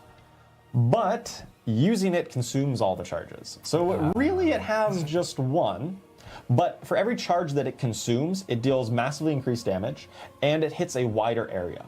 So now gaining cooldown reduction or gaining more charges actually just increases your damage output.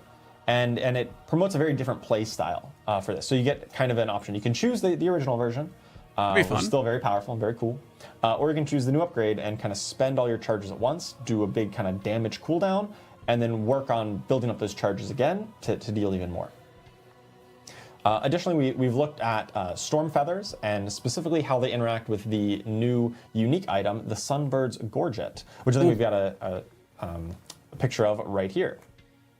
So the Sunbird's Gorget is a new unique amulet. This really works to synergize with the Eagle and Jaguar builds. So it says picking up a Storm Feather, which you can create in many different ways, will form a firestorm around you for 8 seconds that deals fire damage. And every additional Storm Feather that you pick up is going to intensify this firestorm. It's going to make it grow in size up to a maximum, and then it's going to increase its damage output. For as many Storm Feathers as you can spawn, this firestorm is going to get more intense. But it only lasts for 8 seconds, so intensifying it or picking up more Storm Feathers, it's not going to extend the duration. Fun. So it's kind of locked to that 8-second duration, and then it'll reset. So you really want to collect as many Storm Feathers as possible in 8 seconds. Summon it, and then it goes away, then you resets. resummon it, but you get a buff it the whole time. And also this Firestorm is considered an Eagle, Jaguar, and Storm Feather skill. So you got lots of options for how you want to increase this damage through your other talent choices or your itemization. You got lots of options for how to work this into a build in either Eagle or Jaguar or both. And following up on the theme with Rushing Claw, we've got the new Rip and Tear aspect, where Rushing Claw is going to deal increased damage and is empowered based on how many charges you have strikes in additional when you cast time. it. Oh. So if you're taking the upgrade that gives you 12 charges, it's probably always going to be with 4+, and so it's going to strike an additional time. But if you're choosing the option where you spend each charge as you go, it's going to go through a bit of a cycle here. You're going to get an additional strike, then it's going to get a guaranteed crit, then it's going to get a guaranteed overpower, and when you just have 1 charge left, it's going to give you a nice chunky heal to help keep you in the fight. I mean, like some kind of Rushing Claw, Claw, super lots of overpowered different ways build. to play, and it works great with either way that Rushing Claw now works. All right, let's take a look at the Sunbird's Gorget in action here, right? So you're moving along, you're picking up tons of these feathers, and the firestorm around you just grows in intensity. You got lots of different ways to scale It's going to be collect the feather nice gameplay, but I don't mind that. I think it's cute. Them up, and you're really going to want to make sure you're kind of thinking like about exactly how your kind of character's moving to make change sure in the you're picking up gameplay as loop many of these Storm Feathers as possible. That adds more fun to maximize your damage output. Yeah. Let me just. All right, just that's, have, like, that's a lot. I'll We got just a collect lot of new feathers and have a class good content time. coming for every class. Right? We did get through all of them. But yeah, I'm really looking forward to seeing all the new builds that these empower, how they modify old existing builds, and all the interesting combinations that I'm sure all of you will test out on the PTR and find out the most absolutely broken thing and let me know about it. Yes, please let us know if you find something absolutely broken, which I'm sure you will. So thank you again, Charles, for walking us through all the different class changes. Again, this is we do plan on having patch notes along with the blog related to everything tied to PTR. So there's other changes that we didn't actually cover off in here. That will be on the Diablo4.com immediately after the stream, so everyone can actually check it out, inspect it, do their theory crafting and everything related to that. course, with PTR, we kind of want to know when PTR actually begins. PTR is starting next Tuesday, and this is, of course, PTR on PC Battle.net, so players will be able to jump in starting on the 11th, and it'll run for a week there. I will note that players actually will be able to also pre-download the PTR the day prior, so around Monday afternoon here in California. I translate that using some sort of time tool. That will be when players will be able to pre-download, so it'll be about a day beforehand. One thing to note is, of course, the boost vendor, Marak, will be available, which will be dancing in town for everyone. But one thing we did want to note is that the boosts themselves will be available probably 2 days after the PTR actually begins. The reason behind this is actually a little bit tied to how Season 7 performed. One thing that's not going to clash with last to do is immediately boost and it's not the clashing. second they got into PTR, and we really didn't get that whole entire flow as we were kind of going through. The headhunt and things like that. With Diablo, we with also Path just of want to hear Exile, your feedback on the leveling process. I'm right? good. This is why we run the PTR. We really want to hear your thoughts on how the sort of more uniform leveling feels, how the legendary drop rates feel. So that is really valuable to us for launching a really awesome Season 8 Return of Belial. Yeah, and so after a couple days, Marak will be more than happy to take your Paragon levels to insane numbers. So PTR boosts will be available just a couple days after that. One other thing I do want to note is we will, of course, have our forums available and online for PTR. That is the best place to actually provide feedback. I'm with of course, we do look in other places such as Reddit, Discord, etc. But I will say, like, the forums is kind of, we turn them on specifically, like a PTR section. So please put feedback in there, because we are constantly checking in there for any notes, feedback from players on that end.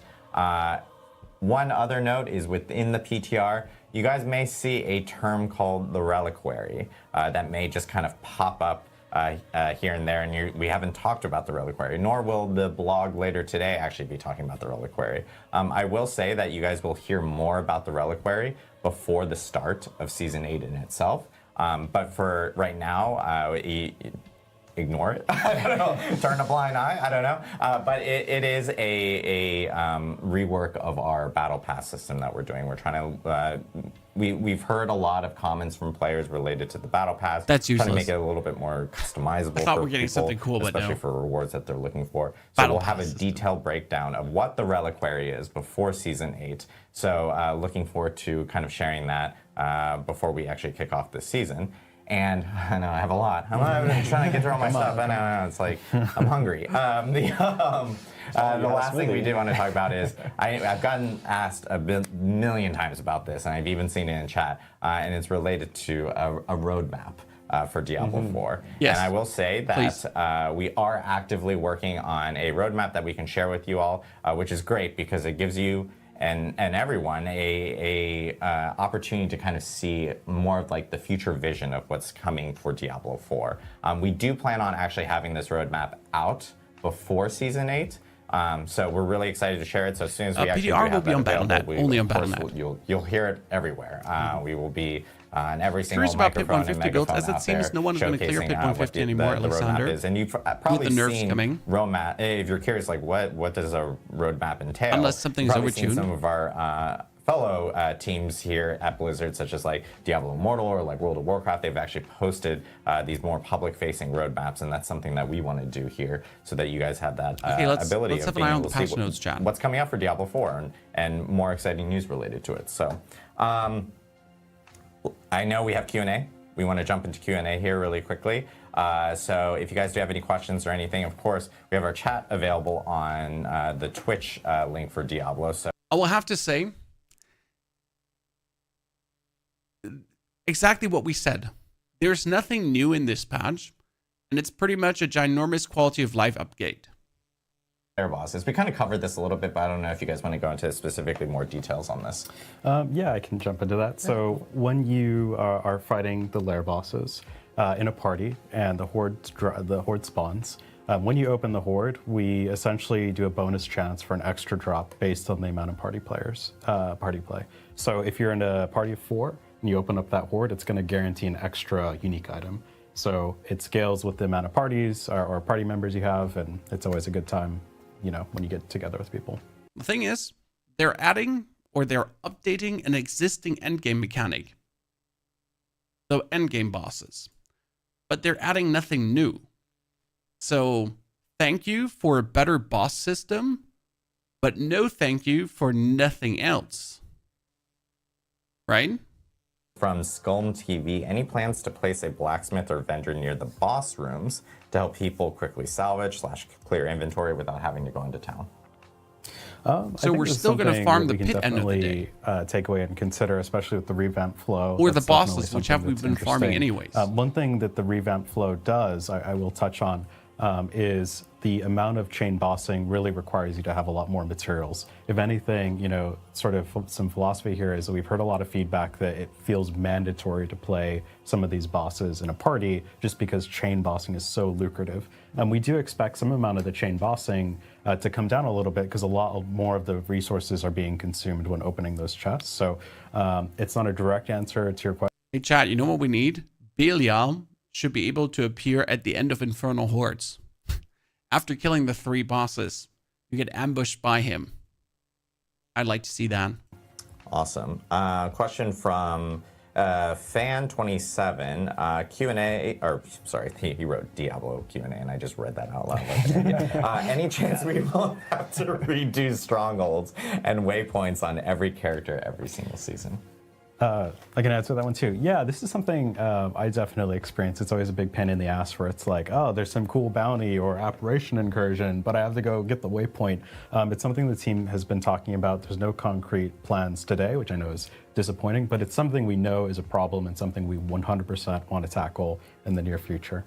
Awesome. Why don't you just unlock all the waypoints? Where's the problem? This is actually a question that you know, we were talking about that might actually come up, but like, would you consider adding the frog from Witch Powers in Season 7 as a permanent companion skill for druids? And at the moment, I can say we're not for that specifically, but it is a thing that I think we didn't really clarify in regards to what from Season 7's kind of like for sure staying over. I will say like the Witch Powers are most definitely like something that aren't carrying over completely over to the future seasons. But one thing in regards to at least the Tree of Whispers is that like we have a bunch of new NPCs there. We redid the layout there. Yep. That is made that as a hub that doesn't feel like I'm just going for the tree and I have to like immediately leave. It's made it as like a all-encompassing place. That okay, so at least the Tree of Whispers stays like that. Yeah. Oh, go ahead. I can speak a bit to the seasonal powers. As we said, a lot of those witchcraft powers are specific to Season 7. That is true. They are not necessarily coming back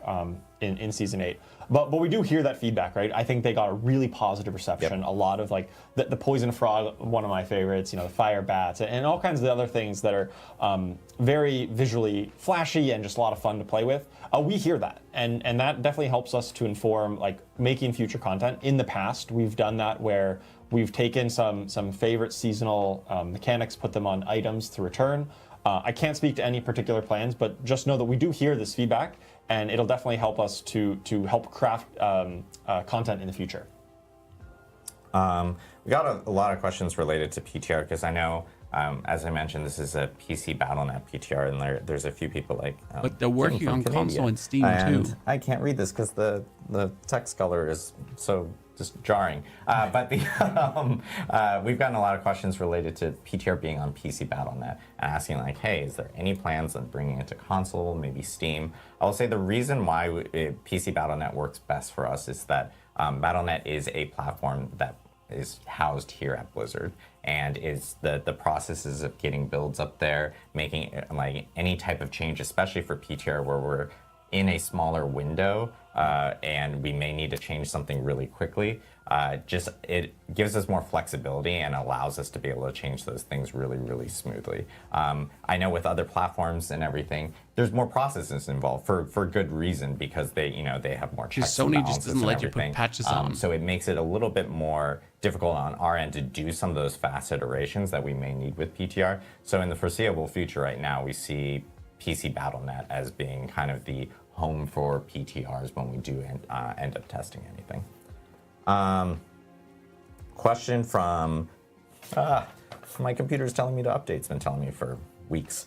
Don't hate me, IT. Grain. Chris Mate says, will the Lair bosses have resilience/damage reduction that the world bosses have to ensure that they just don't get one-shot too fast with some classes or builds I can't talk today. Trivializing. Yeah. I can't even talk. I think this is a great question. It's something we actually talk about on the team a bunch. And from our perspective, maybe game needs some bigger updates. Adding something like resilience would like the problem is they're treating devalue that seasons power like quality of life progression. We feel updates and not like seasons, services, right? That sort of zero to hero once Belial was really hard. So seasons are supposed to be exciting new content that adds to the game. And right now their seasons are quality of life updates to the game that bring class changes and new uniques, but they're not adding new meaningful stuff to the game. They're not making Diablo 4 a bigger product currently. That have been all the recent seasons, sadly.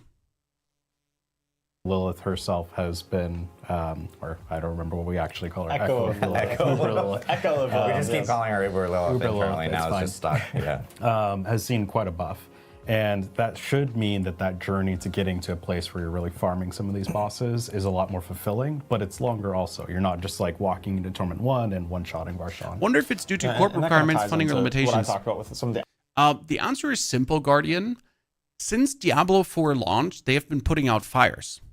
That's it. The game launched as a hot mess, and then put out a fire, put out a fire, put out a fire, revamp this mechanic, relaunch this mechanic, redo something that's shit. It's like they're, yeah. Progression. And as you get more powerful and more gear and more Paragon levels, I think they're stuck too much in this loop of saving the game, and then you start instead of that real powerful taking the stuff next step as you really complete your build. Yeah, and I'll also say, I think part of how we originally set up the boss ladder, it really did encourage the one-shotting behavior, right? Like, if you have to pay materials to fight this boss, why would you ever fight the boss when it's actually a challenge, right? You would only fight it when it's really difficult. But the changes that we've made have really sort of, in a fun way, I'm hoping this plays out, that you can sort of maybe we launched earlier than we probably should have, and now we're stuck really finishing the game. You get a really powerful, pretty much unique, because you don't have to risk anything anymore when to actually summon them. I think it also kind of speaks to just the approach of injecting challenge across the Lair bosses. Like we discussed, we could just do straight stat boosts, and that would definitely resolve it. But within Season 8, the team took the extra opportunity to also just inject new mechanics and updated mechanics to the Lair bosses across the board to introduce that hiked challenge, but in an interesting way that's just more fun, I guess, really, for us to enjoy.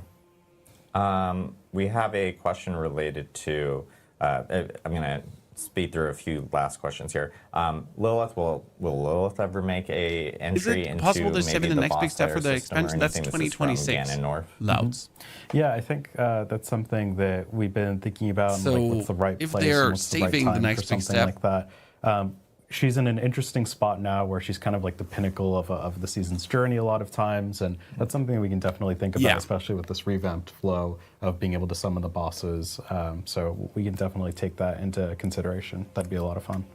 Quick question related to the Spiritborn. This is from the Schwab. Does the new Russian Claw aspect power give you all the previous bonuses at 4+ charges, or just the extra cast? It's just the extra one. So it's so if you're casting it at 4 or more charges, it only hits an extra time. It does not get guaranteed crit or overpower or heal you. It's you kind of either progress through one benefit at a time, or you just get the 4+ if you're using the new upgrade.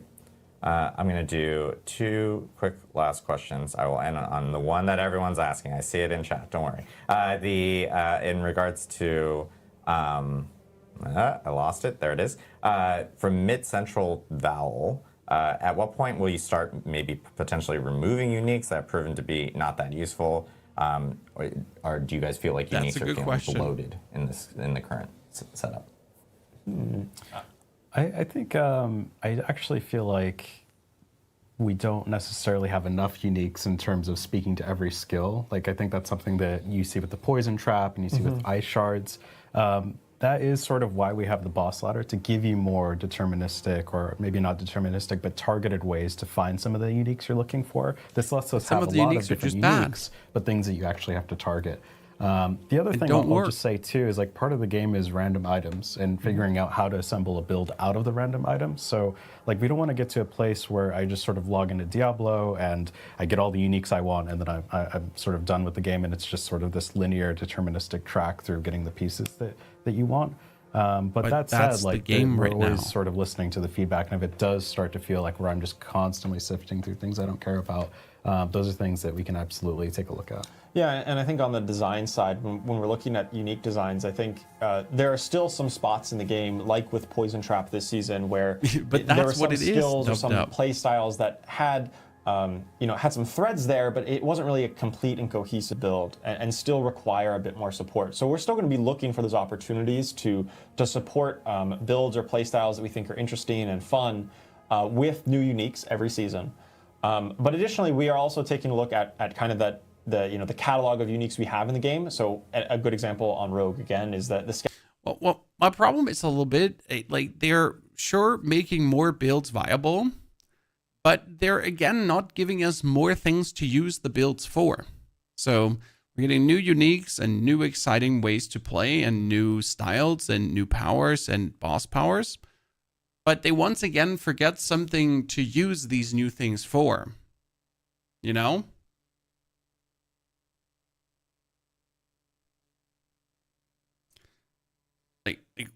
Right? We get new shiny things, but we have how we can kind of plus them up and make them achieve the potential and fulfill that build niche that they were intended to do in the first place. All right, I'm going to end it with the last question, because everyone's asking this related to aspirational content. Are there more plans for that? Things like whether it's potential leaderboards to more like end-game type of features and stuff. Where are we in regards to some of that? Yeah, I'll say the team absolutely, this is top of mind and something that we absolutely want to improve in terms of adding more milestones for you to reach, more satisfying and more rewarding milestones, and celebrating those milestones. So the team is actively sort of looking at what are ways that we can level up some of the aspirational feel of the game. I'll also say, just in Season 8, again, a lot of the Torment tiers and bosses have really been leveled up. And I'll say, again, the pit has been pretty massively buffed. So there are some tuning changes we've made just to make the game, the pieces that we have today, a little bit more aspirational and challenging and satisfying to overcome. We really think Season 7 was a fun candy rush, and it was a sugar rush, sort of like the smoothies everyone's binge drinking behind the scenes. Not everyone. Not everyone. Yeah. Only the important people behind the screen. There's a note now that says that it got delivered midstream. Oh, okay. Wow. Yeah, Marcus redeemed. Yeah, but Season 7 was really fast, and we do think when the game reaches that state of where just nothing really, you have to work for it, and it's just really fast, and it's over in a weekend, totally, there's not enough things to work towards. So we are sort of taking an approach, again, with some of the balance changes to make some of the game feel a little bit more aspirational, and it's a focus for our team going forward. Yeah, I will say, we've had conversations about this, I feel like, almost weekly. Colin and I talk about it a whole lot. I know there's a lot of discussions happening, and a lot of 2 weeks of fun thinking about that specific free update. So, huge shout out. I'm fine. Thanks to you guys for jumping in, and to Ruben, of course, for jumping into the and now build we're going to get patch notes through everything. So we're supposed to get patch notes with all the info breakdowns. Early download on PC Battle.net starting maybe Monday some values on how much they are ruining and Bloodwave. We will have a blog and patch notes and everything available for people to check out immediately after this stream. Really looking forward to everyone jumping in, testing out the new boss layer system, of course, the new powers that are associated with it, all the class changes, and all the quality of life stuff that we talked about in terms of like the level Guardian Clay, they're encouraging people to take their time. Hey, this new season. So really 2 weeks of Diablo season, next Path of Exile please update. Make sure to I'm fine with that. Take advantage of giving us your feedback on the forums or Reddit or Discord, other places. We're going to be most definitely checking waiting for that patch 03 in PoE. So thank you guys again. We have March of the Goblins, which is currently going on in Diablo 4, and we have a D2R ladder reset tonight. So if you're a big D2R person, like, feel free to jump in. It's always a fun time.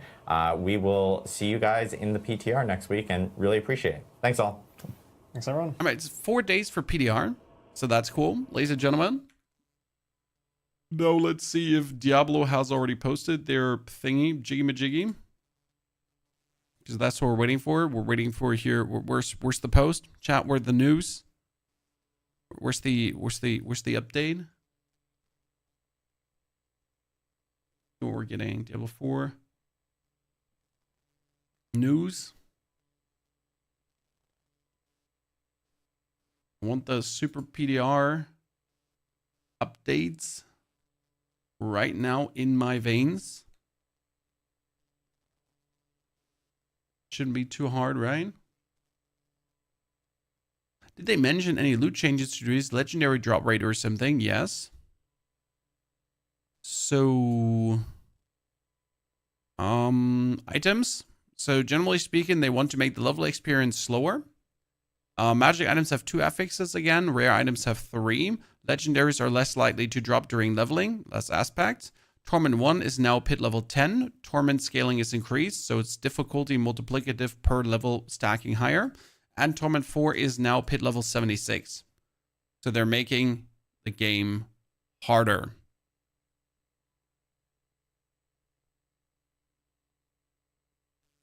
Okay. And right now we're waiting for the post on the patch notes thingies because they're promised to give us patch notes straight away afterwards.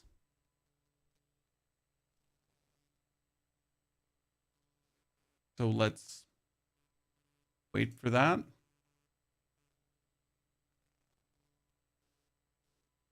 mean, usually you can see it on their website, news. They haven't posted it yet. Not the new blog post. I mean, they always promise to post it at the end of the stream, but they never do. They're lying to us. So we're waiting. Hope they addressed the class tier gap. It's too large, which doesn't help when balancing the game. Hardcore. Yes, they are nerfing. They're nerfing Necromancer significantly. They're gutting Druid a lot.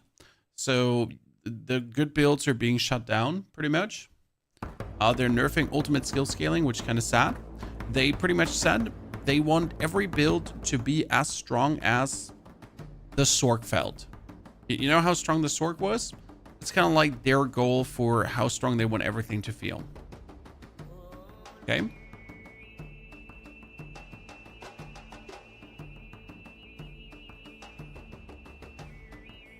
I didn't like coming out of a dungeon level 30 with full legendaries. I did like that. What I dislike is less aspects. So I want to be level 60 and I want to have aspects to make my builds. And right now you often have this problem that you get to the maximum level and you don't have the aspects to make the builds. Which kind of sucks. We got it, chat. Catch up on the PTR. That's the Campfire Chat recap with all the... Oh, that was just the post. Patch notes. Here.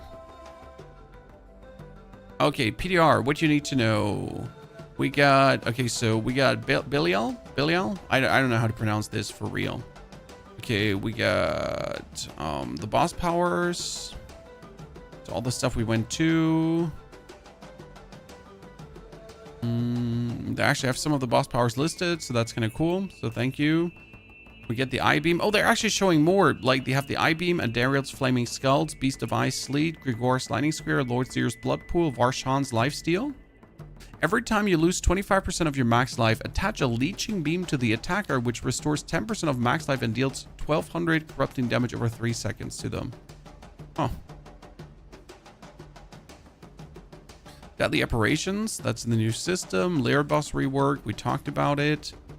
New legendary aspects, we saw them all, and the unique items. Account copy for the PTR. Okay, PTR boost, yeah. How to install PTR, and here we go. This is... Okay, so... That was passive.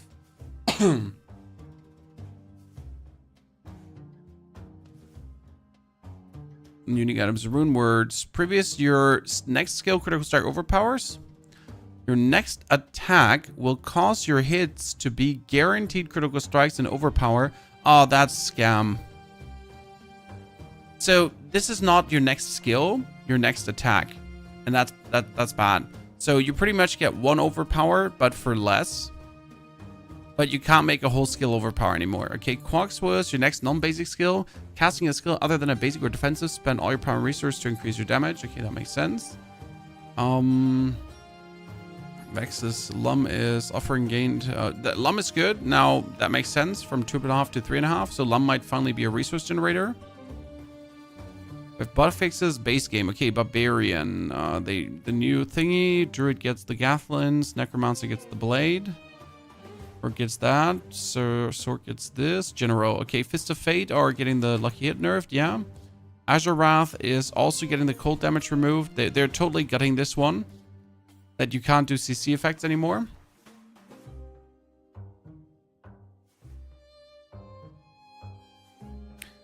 They're buffing Mighty Throw because they want you to play Mighty Throw.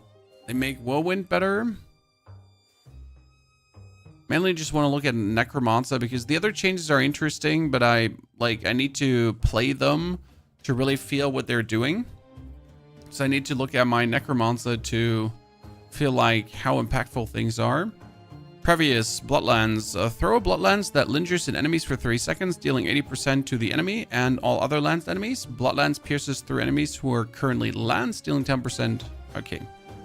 Throw Bloodlands that lingers in enemies for 3 seconds. Lingers, dealing 80% to the enemy and all other lanced targets.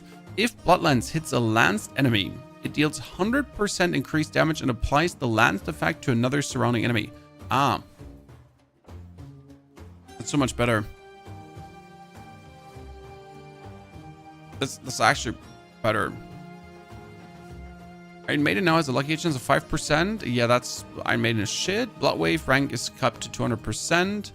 Blood Orbs reduced from 6 to 3, so less Blood Orbs, so less cooldown reduction. You're getting double fucked.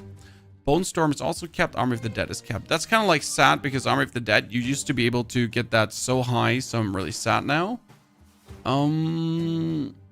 When one of your minions die, your other minions enrage, dealing 20% increased damage for 3 seconds. That's bullshit. So they made it that Callan's Edict wants you to have minions die every now and then. Stupid. They're reducing the tidal aspect from 240% to 100%. This is a significant nerf. Bloodwave will be terrible, chat. Bloodwave will be terrible. Casimi's Legacy. Bloodwave explosion damage from 200% to 300%. Still not really going to be amazing.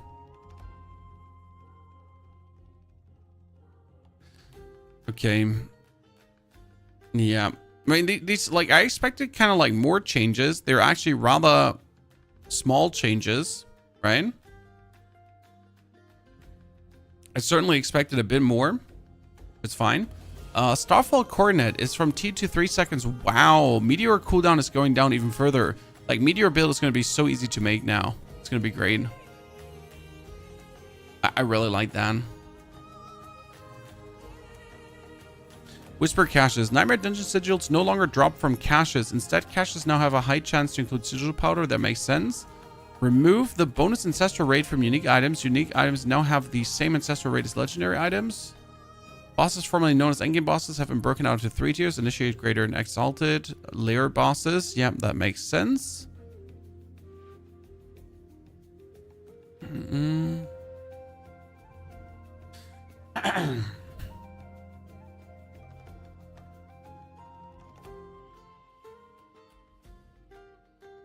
Experience received from monster skills until level 25 has been reduced. When? Player power has grown considerably with the reintroduction of seasonal power systems. This creates a disjointed early game experience where the pace of leveling versus other elements of progression are not aligned. This change reduces the need to constantly upgrade early game items, increasing the relative value of activity and seasonal rewards. Experience received from monster kills until level 25 has been reduced. Yeah, sorry. Like my brain just read this completely wrong. So you just get, yeah, you just get less XP. That means, like, you know what this means, guys? Just don't kill monsters. Level with whisper caches, level with doing the seasonal quest and so on, but don't actually don't actually kill monsters. You know what I mean? Don't try to farm the Helltide. Just really jump from whisper to whisper, hand the whisper in, get the big bonus XP.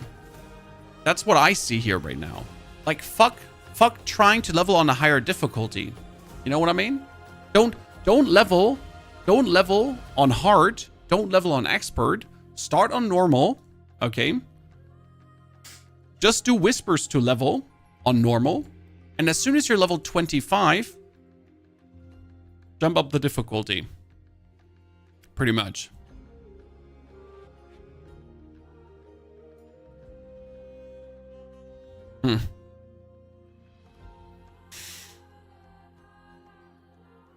I'll say it. I'm not disappointed, but I'm also not super excited. So I want to kill Belial. Cool opponent. Nice. Lair boss rework. Fine. But again, the whole season seems like it could have been a patch. Right? I don't mind this. I think it's going to be fun. And I'm looking forward to really using the boss powers, right? But I know it's just going to be 2 weeks of fun. It's not going to be more than that.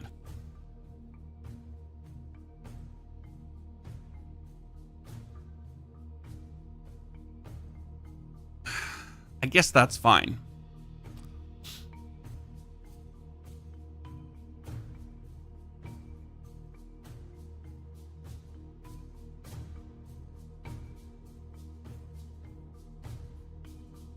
Do you know if the game will get an update or is it just a server update? The game always gets an update with the new season.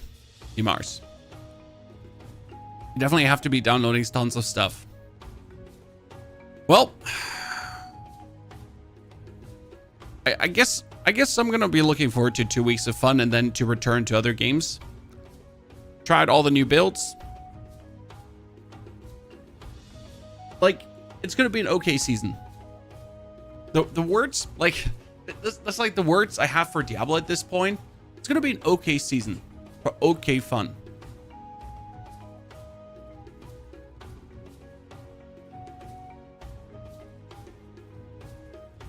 Right?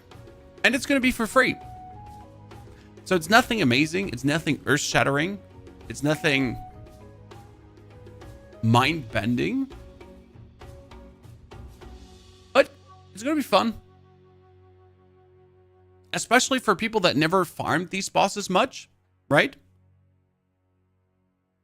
For the casual gamer, I think this is a good season for the casual gamer that doesn't play the game too much. This is a season for the weekend gamer, I would say. Yeah. I thought there was an update like now. The update was just hotfixes, right?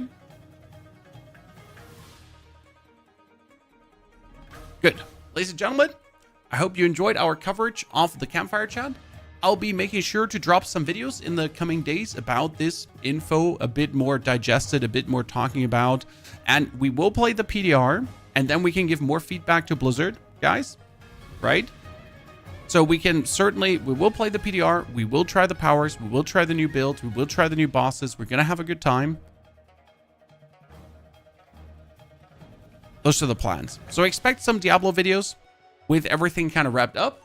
Some thoughts on the Necromancer stuff, how much we can do with it, how much fun we can have. We can certainly reproduce the effect of capping our ultimate, right? We can cap our ultimate to 200% and just see how much damage it would still deal. So that's going to be intriguing to see how much damage Armor of the Dead will really deal with the new weapon. GG. That being said, I wish you all a great good night, day, evening, whatever time you have. I'll be back tomorrow for more stream and on Sunday as well. Path of Exile 1 speed running, Path of Exile 2 speed running. If you want to be part of that, don't forget to tune in. We made a video about Dragonkin the Banished 2. If you haven't seen that yet, it's a new ARPG in early access that's also quite fun. This is not sponsored. I just like the game. And I'll see you all next time live here. So thank you. Appreciate it.